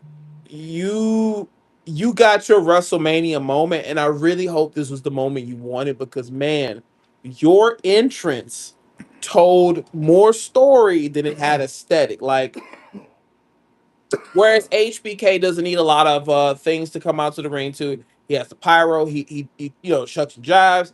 Man, the combination of your old Ring of Honor theme music and then showing the history of you, which to me in moments like that, if you're showing all that history to me, the person's retiring or something like that, bro. I don't like how they do that. It's like I'm gonna show you all the way from the '90s to now, and it's like you retiring? Like, why are we doing this right now? So but to have that shot of you on top of the fucking stadium and you sit with the belt, that had aura personified on there. And I love that. And to have you go out to the ring to both your music, I love that moment. But this match, it had the wrestling psychology that was necessary to make this a main event. Cody, Randy, watch this match. Study this match. Understand this match. Because this is how you end WrestleMania. This match alone made you feel like you was watching me. I'm sorry if I'm a little winded, but I really liked this fucking match. You saw me. I was giddy. I was getting up out my seat for a second. You don't normally get those moments in wrestling because sometimes as a wrestling fan, when you've been watching it too much, it becomes predictable. But then you saw, guillotine, and you saw the anaconda vice, and I'm like, you saw that. That is what wrestling is all about. I should be doing that shit constantly. And then you should have moments where this is actually a really good fucking match because you thought it was gonna be a stinker. Yeah, well, it's interesting. I never thought. this match would have been the stinker. You didn't think it might deliver. Um, to be honest, I really did not know what to get from this match. I would say I was more actually no. I think that one kind of hits it. You didn't think I it didn't delivered. think it was going to deliver on the hype that they was able to generate for it. Yeah. You know what I'm saying? Because like on the exact opposite.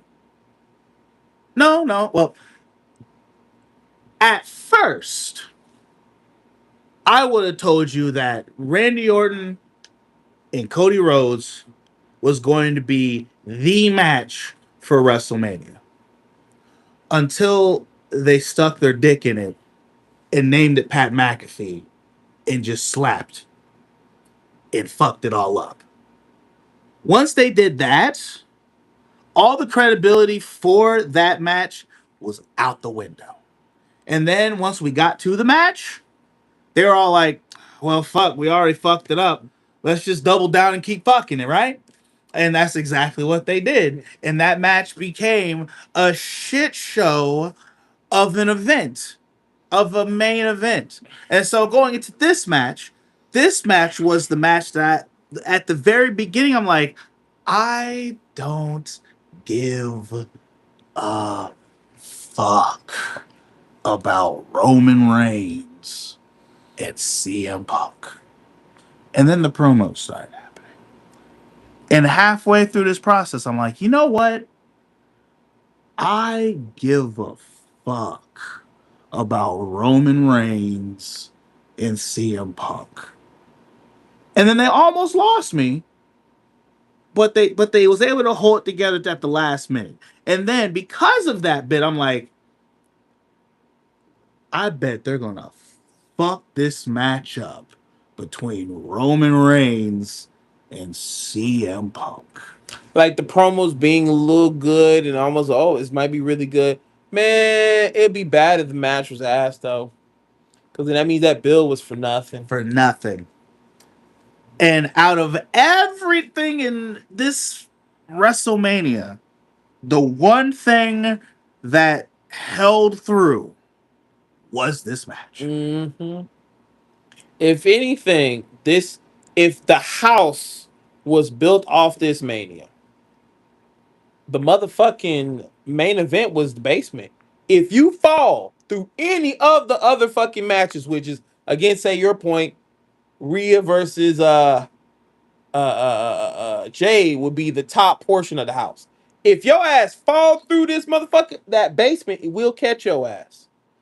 And definitely it caught and saved Mania. But see, the funny thing is the fact that if the top of the house was that match, funny enough, the roof is still fine. Because that match was actually relatively good. I'm just saying, if everything else, if every one of those matches failed through, this would have caught it. Oh yeah, no, for sure. But just specific with that, like everything falls through, the basement still catches it, but the roof is still intact. The roof is pretty good still. Like the roof wasn't bad. Just with that analogy, but nonetheless, this match was WrestleMania. Yes. All right. Personified. This match was a WrestleMania match. Personified. This match damn near was the only WrestleMania match that we had. Like, when I look at the card across, I would say Sami Zayn and Trick Williams is how a WrestleMania should start. Yes. That would be the first match on a WrestleMania. Yes. Drew McIntyre and Fatu, that is a good match that they could have had in the middle. All right, that was fine. The out of the female matches, out of the women's titles matches, the two women's title matches that we had, we could just act as if Stephanie Vaquer and what's her name, that as far as I can say, that belt could have just disappeared. All right, Rhea Ripley and Jade Cargill was the women's match, and it's crazy for me to say this, but that was the women's match out of all of them we at least deserved because it was kind of good. Crazy to say, I can't believe it was good. Especially as much as an AJ Lee fan is. Boy. Correct, but that match barely happened. That was a pre-show match. Yep. The women's tag match, that was a pre-show match. The heavyweight title match for the women's, that Damn. So was a pre-show match. So you telling me if this was an actual pay-per-view, 3 of the pre-show matches would have been women's matches, and 1 would have been for the guys. That Yes. I feel like Yes. I feel like that audience would hate WWE for that. I hate. Oh, I'm sorry. I hate TKO for that. Yes. Say it again. Say it louder. I hate TKO for that, but that's just the way.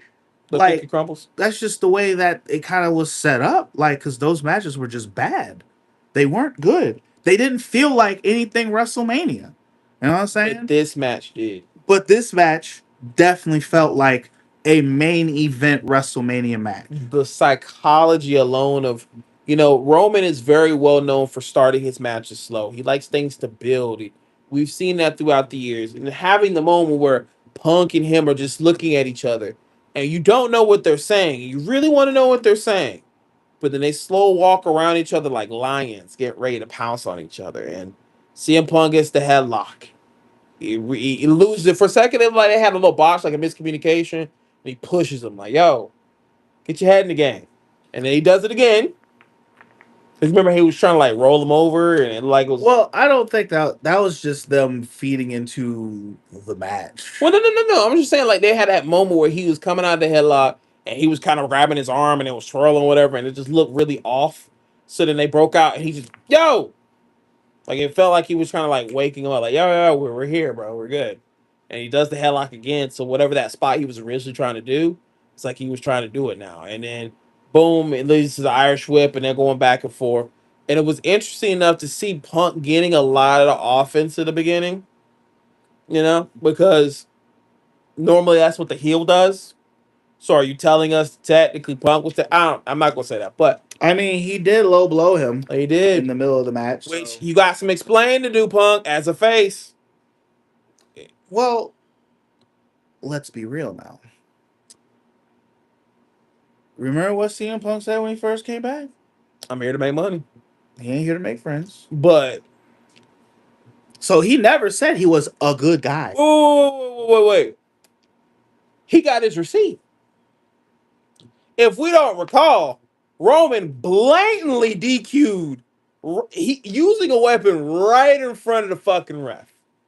I mean, yeah, there is that. There is a receipt back. There was that whole thing that probably the most questionable thing of the night. It actually is the most questionable thing about Mania ever.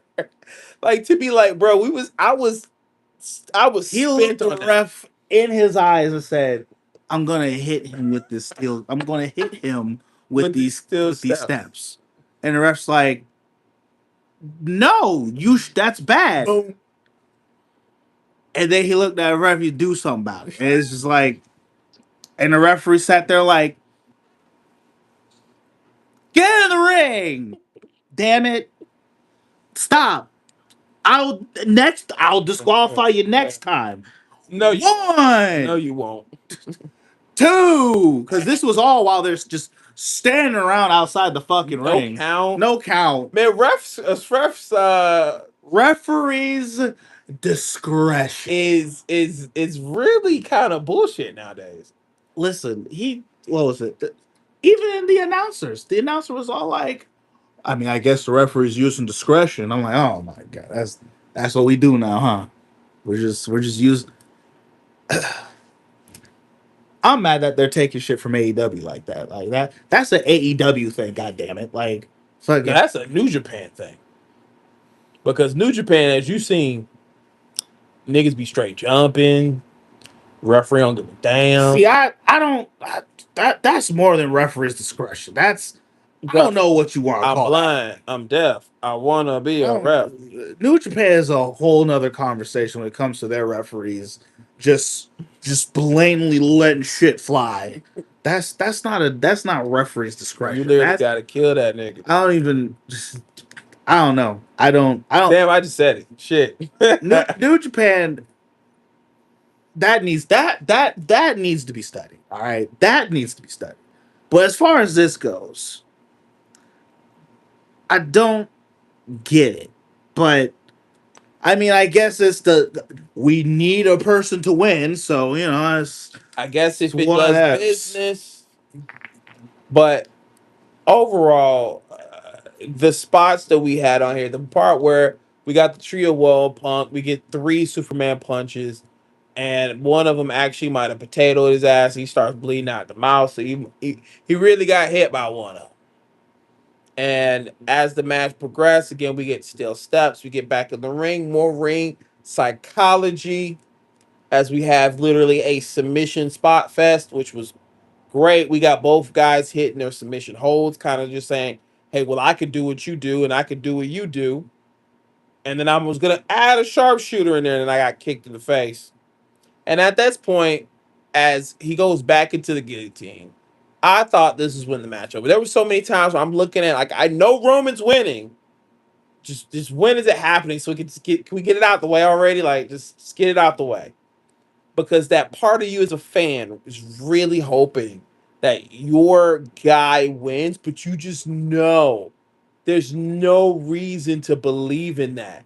But you still got that belief. You're still holding on to it. But here's the thing, you know the inevitable is about to happen. You're just like, man, just go ahead and do it, bro. Just go ahead and do it. So that way I could move on with my life. And that's how I felt a lot of this match. I know Roman is winning this. I know it. But every moment it's like, all Punk's down. This is it. All right, let's go ahead and do it, bro. It's like, go ahead, just take me out, man. Just go ahead. That's how I felt. All right, I mean, so Roman Reigns wins. Going back into something I started to bring up with Roman Reigns winning doesn't bother me as much, but it's the visual of him winning. So here we are. We have this big, long, drawn out, almost pretty, well, like 23, 24 minute match. All right. It was 32. Oh, it's 32. Okay. Yeah, So 32. 32-minute match, right? CM Punk has been bloodied. You know what I'm saying? There's literally the point which was towards the end where CM Punk was about to try and hit the GTS on him again, and CM Punk got tired and he fell, and this, that, and the other, and then it's like, for me, when I'm going back talking about how I missed when wrestlers left it all in the ring, and like there was so much of a struggle that even though you've won, you don't have any energy left and all this kind of things. When you look at the way the finish was, CM Punk was standing there in the middle of the ring, and Roman Reigns, he bounces off this rope. No, he bounces off this rope, bounces off this rope, and then hits him with a spear. Okay? And in my mind, I'm like, and maybe this is just a me thing, but I feel as if like that almost undermines all of the abuse, pain, suffering y'all went through in that match, that you still had enough energy to just do a wind up spear attempt, Trying and to then at the end you stand up tall as if none of that shit you just went through happened. You've been GTS like once or twice in this match. You should be fucking dazed. You should be tired. You should be selling your head, selling everything. You should be gassed, it's Roman stumbling. is the tribal chief. Okay, sure. All right. Yeah, if that's what you want to say it is, then okay. But at the same time, for me, it takes away. It Mhm. doesn't, because like, My man went out there to kiss his kids. yeah, like all right, it was just another walk in the park. All right, cool. Well, So Punk sold that shit. yeah, Punk sure, didn't get up for nothing. yeah, yes, but it's like y'all make it as if like Punk did not give him an equal amount of a beatdown where he should be feeling it. Yeah, he got Like three he Superman needs to be punches. he's not he's up here belt in hand doing this, not like he felt nothing. Mm-hmm. Sure, it's Roman Reigns, the tribal chief. Fuck out of here with that dumb shit. Like, give me something. Let me feel something. You know what I'm He saying? gave you video game effects. Well, not fact, no, even video games after they get the pin, they get up like. Yes. Give me something. Let me chew on something. Let me make it real to some degree. Please? You know, at least look like it was a challenge. You know what I'm saying? Like, where I feel like the art of selling, and especially at this higher level of WWE or any on TV wrestling at this point, it's it's tossed out the window. It really just depends on the wrestler. Because some wrestlers, like again, like Punk, he sold that shit. He was in that ring. Yes, he sold it, but at the same time, he's also the one who lost. Which some Okay, people will lose and just roll out the ring and be gone. which is true, which is a true situation. And sure, CM Punk did sell it, but at the same time, like for the roll out the ring and they get and they walk away. Yeah, shame on them for that. But at the same time, CM Punk went through just as much torture as Roman Reigns did. Is the main bit here, and it's like for Roman Reigns to not sell to any of the match at the end, to me it boggles my mind. And this is like across the board, because like with the Rhea and like with the Rhea match, like she got the pin and then it's like she's celebrating like She didn't get her ass she kicked. didn't just get her ass beat. Jade out there like so like as if like she got hit with the riptide and but like she recovered from it. Like no selling on these moves. Now then we had, but then now Cody Rhodes, like he was out here. Now Grant, he also actually legitimately got kicked the shit out of. But like yes, Cody Rhodes, he sells his injury. Now Randy Orton, it's kind of the same thing where it's like he won, but it was like no, sorry, Randy Orton didn't win. Jesus Christ. No, Punk. Not Punk. The Cody, Cody yeah, won. Cody, yeah. Cody won and kind of thing. But it was like Randy Orton doesn't sell the Crossroads. But then again, I guess there's just the fact that He only did one of them. I guess no one sells the He, Crossroads he anymore. only did one. But then again, that was also just a really shitty He has match. to do three. Maybe that you know what? Maybe let me not talk about that match because that one kind of don't count because that was a really bad like that whole shit. That was all a shit show. But my main thing that I'm getting across, or the point that I'm trying to get across, is the fact like I really wish that we would get more of these like I wish we could have the like finishes of matches actually matter. Like you would before, like now, Grant, CM Punk will probably come back on Monday and he might have like a tape over his head Mm-hmm. because he did get busted open or something. But it's like whenever you would used to see people, they would have these grueling ass matches, They look like and they went to war. they would come back the next day taped up Like they went to war. like they actually went to war. They were in the match looking like they were battle ridden, battle torn. And no one does that anymore, which makes it feel as if like was it even that tough of a match then? And Like this is why we have to say that anything past the era of anything past ruthless aggression, stop that. Ruthless aggression, I feel like, was the last era that did that truly. yeah, probably. Because that, unfortunately, was when Taker was still proactive in that locker room. And he probably came up and says, hey, Didn't you just get flipped in a car not too long ago, Hunter? But yeah, I'm good, bro. Wear something over your eye, man. At least.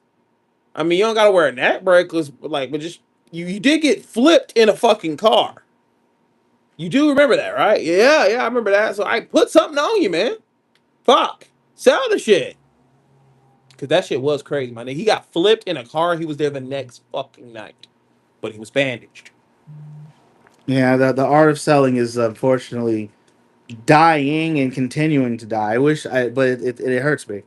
But overall, though, that gripe aside, The match was great. the only WrestleMania match that we had, The truth. the only WrestleMania. But you did. But again, you got to look at the people that was in it. You got CM Punk. You got Roman Reigns. One who's really great at building the story and giving that underdog feeling, and Roman Reigns, who is honestly a really great storyteller when it comes to his matches. As of nowadays, he likes to play it slow. He likes to build up, and he likes to give his opponents those moments to shine. But yes, there's going to be a point where he gets that spear, and you just know ooh, it's over. But he gets you there how he does. Either way, night two was actually good, guys. It was actually good. It was fine. It's All actually right, good. it was fine. All right, but like ultimately, I can't. I want to really call it good, but I feel as if it is good compared to what we've gotten. Mm. All right, it is good compared to So what you we've like to say got. this is almost the bare minimum. Yes, this is the. Mm. Now I will say, night. I would say that night two is easily better than just WrestleMania last year. All right, night two was better than just all of WrestleMania last year. All of it, every last bit of it. Night two, much better. Night one, last night's paper is on par with last year's WrestleMania. Mm. Night one was just all of last year's WrestleMania. You say It it was had just that all same that. had that same stink on it. Absolutely same thing. And it was, yeah. And so this night two, It got showered. it was, yeah, that's a good way to put it. It got a shower, so it didn't stink. Sure, it definitely could have been a whole lot more presentable, but you know what? At least we can be in its presence right now. Exactly. It's like going to a con and meet one of them that don't shower. Anyway, I will agree that this Mania was at least bare minimum good. It again, night two made you feel like you were watching Mania, right?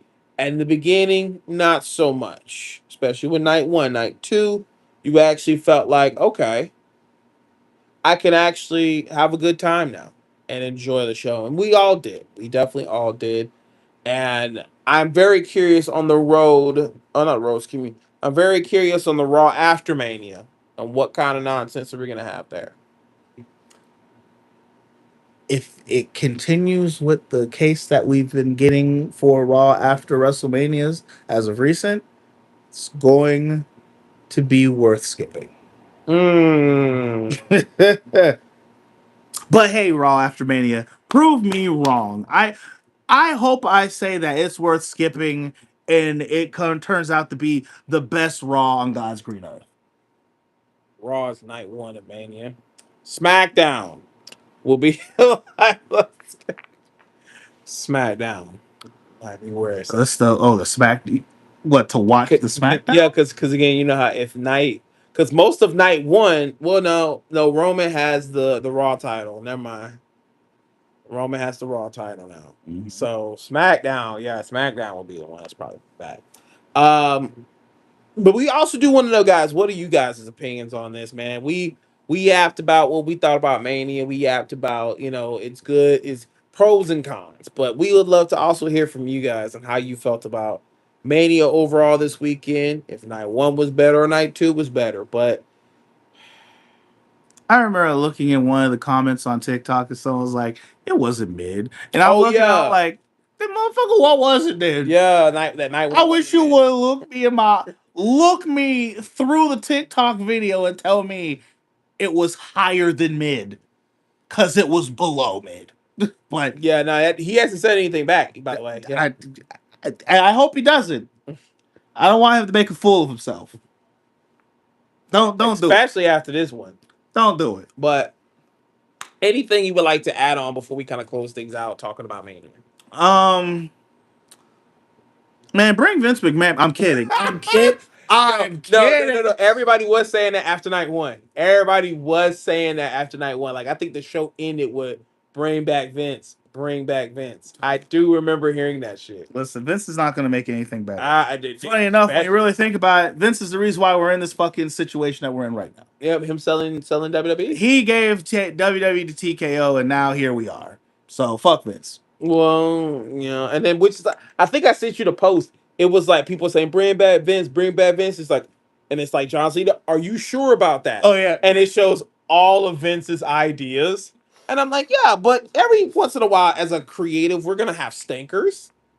yes, sure. Every once in a while, we're going to have stinkers, but right now we've just been having nothing but. No, I'm just talking about as in the sake of Vince and all his stinker ideas.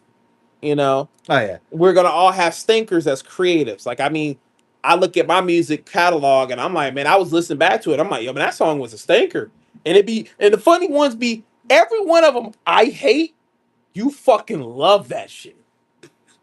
Like, I fucking hate RMC, bro, but you love that shit. which is interesting that you would hate that track, but I mean, See what I'm saying? it's fair. I honestly think, as a creative, sometimes there's certain like it's probably a song that you hate and I love it. I don't know. I know there's. I mean, there are plenty of songs that I'm like, man, I could go without never doing it again. But And then I bet you I'd be like, man, that's that shit. What you talking about? I know to this day, it's still Lotus Flower Bomb for me. That you don't like that one? No, I don't. What? That was bad. See what I'm saying? That was a good one. Well, apparently to everybody else it was. Yeah, and that's what I'm saying. Those horribly freestyled lyrics. Bruh. That's how I felt about when I was listening to I forget what song was it? I was listening to something off Mashing Buttons, and I was like, man, what the fuck with these lyrics, bro? God damn. And I was just like, but if I bet you if I play you the song, you'd be like, bro, what's wrong with you? That song's fire though. Yeah, but I mean, as far as the whole bring back Vince type thing, it's one of those things where, I mean, to a small degree, it's a little unfair to say because like Vince McMahon had a lot more hits than he had misses. It's just that We remember those those misses. misses are very, very vividly remembered. It's like somebody punching a hole in the wall, and it's like, Nick, I can't miss that. Like, I can't ignore that one. I'm sorry. But like, but it's one of those deals where it's like, then compared to Triple H right now, Triple H can't make a new star. We're still skating off the stars that Vince McMahon made. So it's like, but you know, Shawn Michaels good. there. Are we saying that now Triple H has to step down so Triple H walks so Shawn Michaels can run? No, no. Shawn Michaels is running because Triple H asked him to. No. I'm just saying like Triple H walked when it came with NXT and made great content, and then he leaves and Shawn Michaels is running. But now as he's gone into the main roster, Triple H is getting up but stinkers. Oh, well, yeah, that part, yes. But I also would say that, comparably speaking, NXT is actually being ran like a wrestling company. Mm. WWE Raw and SmackDown Those are is weekly being episodic shows. no. They are being run like Fortune 5 businesses, not wrestling company. It's being ran like a business. That's my take on the difference between why NXT is so still relatively cool to watch and still pretty decent Well, compared to WWE. with that logic alone, anytime when we say, "Man, this feels very business," well, hey, homie, that is what the wrestling business is. But It that's the is thing, though. business. No, well, it is the wrestling business is a business, but like there is certain things that go down in the bubble that is wrestling. There's a very specific way that wrestling works, and WWE proper, the part that is mostly the TKO side of WWE, Mm-hmm. is not running like that. WWE, Raw and SmackDown proper are not running like your standard wrestling business. They're running like a sports business or something. Whatever it is that they're running like, whatever it is that they're trying to do, it's not what is wrestling. Now, NXT is still being ran like how wrestling is. They do things that are synonymous with how wrestling has been done for decades, type thing. When you look at AEW, AEW is kind of sort of AEW is still a wrestling business that's being ran like a wrestling business, but they're trying to figure out how to run it like how TKO does. And they're doing a horrible job at it. And that's why AEW sucks right now. So we're no. Here's the thing. So basically, an equivalent of WWE is 20% wrestling, 80% advertisement. AEW is 80% wrestling, 20% advertisement. But they want to be an opposite. But yeah, it almost it feels like they want to be the opposite.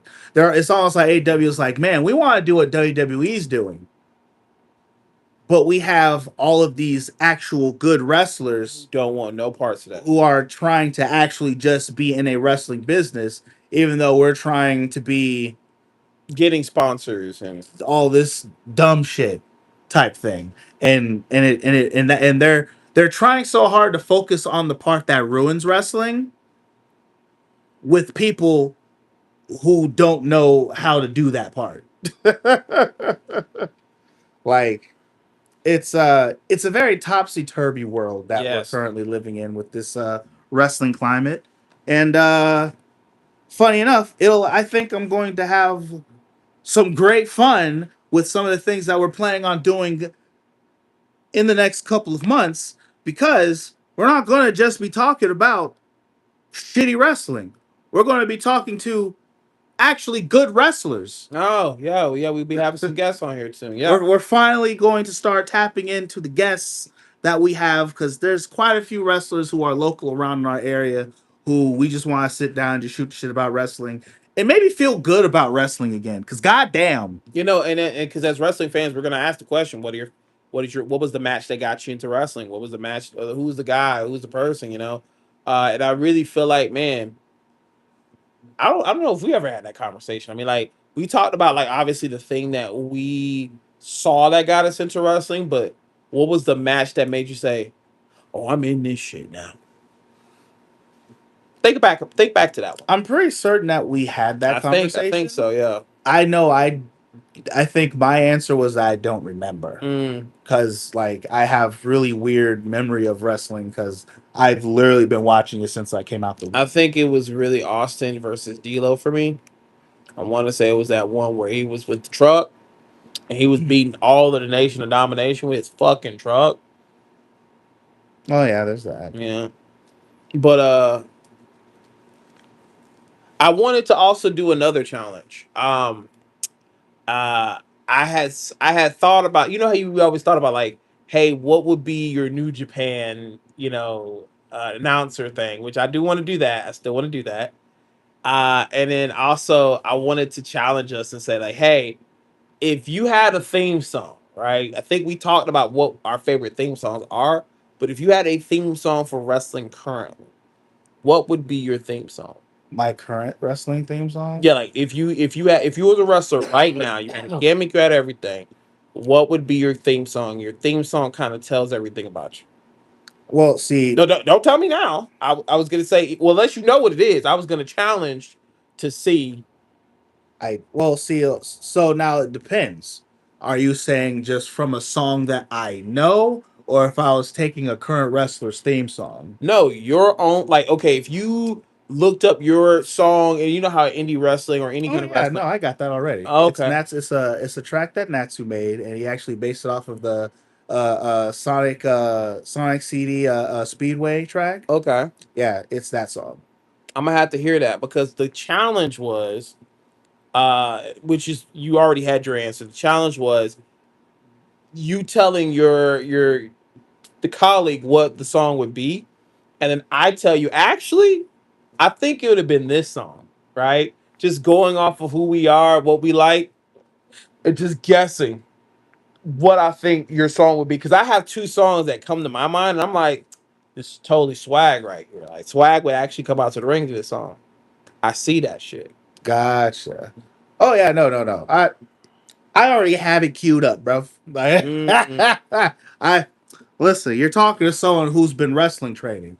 I got the song in my back pocket. As a matter of fact, I'm pretty certain I've even asked Natsu Fuji. Shout out to Natsu Fuji.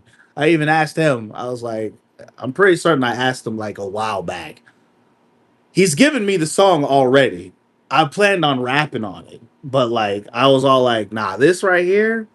And when I would play it for you, it'll make sense because it sounds like other theme songs I've used for myself in the past on wrestling games anyway. okay. But freaking outside of that, stay tuned for our for some of the content we got coming up soon. Yep. Like I said, we We got still some got to talk about interviews. AEW too. We got interviews coming up. Oh yeah, we gotta finally have just a nice long sit down and just get the AEW shit out the way because boy oh boy, though it's been WrestleMania season, AEW's been making some moves to say the least. And Shout so out to Darby Allen for winning the championship. You earned that, bro. You earned that. oh You deserve it. that's what you doing? Hey, bro, man, he put AEW flag on Mount Fuji, not Mount Fuji, Mount Everest. Mount Everest. Yeah, sorry, you said that's who Fuji was in my mind. But Mount Everest, he put the flag on Mount Everest, man, I mean, and some of the bumps that man be taking. uh, listen, it's a choice. It's a choice. Hey, look, you ain't say that shit when mankind fall off the fucking cell. No correlation, bro. I don't know. No correlation. Ain't there is no fucking correlation There's no correlation between Darby Allin and Mankind falling off the cell. bro. That man, do you not remember half the shit Darby has done? Do you not remember the time Darby Nigga, literally? it is. No, no, no, Nigga, no, no, it no, is no, no, no, late. no, no, no, no. Let's talk about this real quick. Darby Allin on top of a ladder in a ring flips to hit Jeff Hardy, but lands on straight chairs. You're telling me that is, and that's 16 feet. And same thing happened with homeboy hitting the table, but he hits table and he hits chairs. Come on. And you're saying that's worth him getting the No, no, heavyweight no, title? no. I'm just saying. What I'm saying is, like, he earned his shit. Like he's giving his body to the business, just like how Nick did. That's what I'm saying. Bro, I am not in the mind frame. I just got done dealing with ass WrestleMania. I am not in the mind frame to have this AEW talk right now. We will have the AEW talk where we'll be just spilling out our nonsense, so you can see obviously why you need to come back for the next episode Gee. when we are having that conversation. Because this nigga's ready to shit on man on AEW. He is ready to just straight let that out, but. Overall, guys, please let us know in the comments what you thought about WrestleMania 42 Night 2. Was it good? Was it bad? We would love to hear and begin the conversations there. Please stay tuned to our next episode where we'll have our first interview with Razion and then hopefully other ones that will come up in the future as well. As always, follow us on all social medias. We are everywhere when it comes to TikTok, Instagram, and as you are here in YouTube. If you have not subscribed yet, why haven't you subscribed? Also, check the Facebook page. We got that shit we too. we will choke slam and tombstone asses if they don't subscribe. We know it's like one of those things where 20% of the audience don't subscribe. But anyway, as always, guys, when you're back here every week, the ring is sacred, the questions are real, and the destruction is guaranteed. And if you don't subscribe, you can get Sugoi the Masaku. And your boy, Swag Switch in the building. Till next time. All right. Boy. I'm ready for to see what happens on Raw. Yeah. Also, Wrestle Talk, bro. We gotta talk, man. Y'all took our idea, bro. Y'all took our idea, man. I'm mad about that. Unforgivable.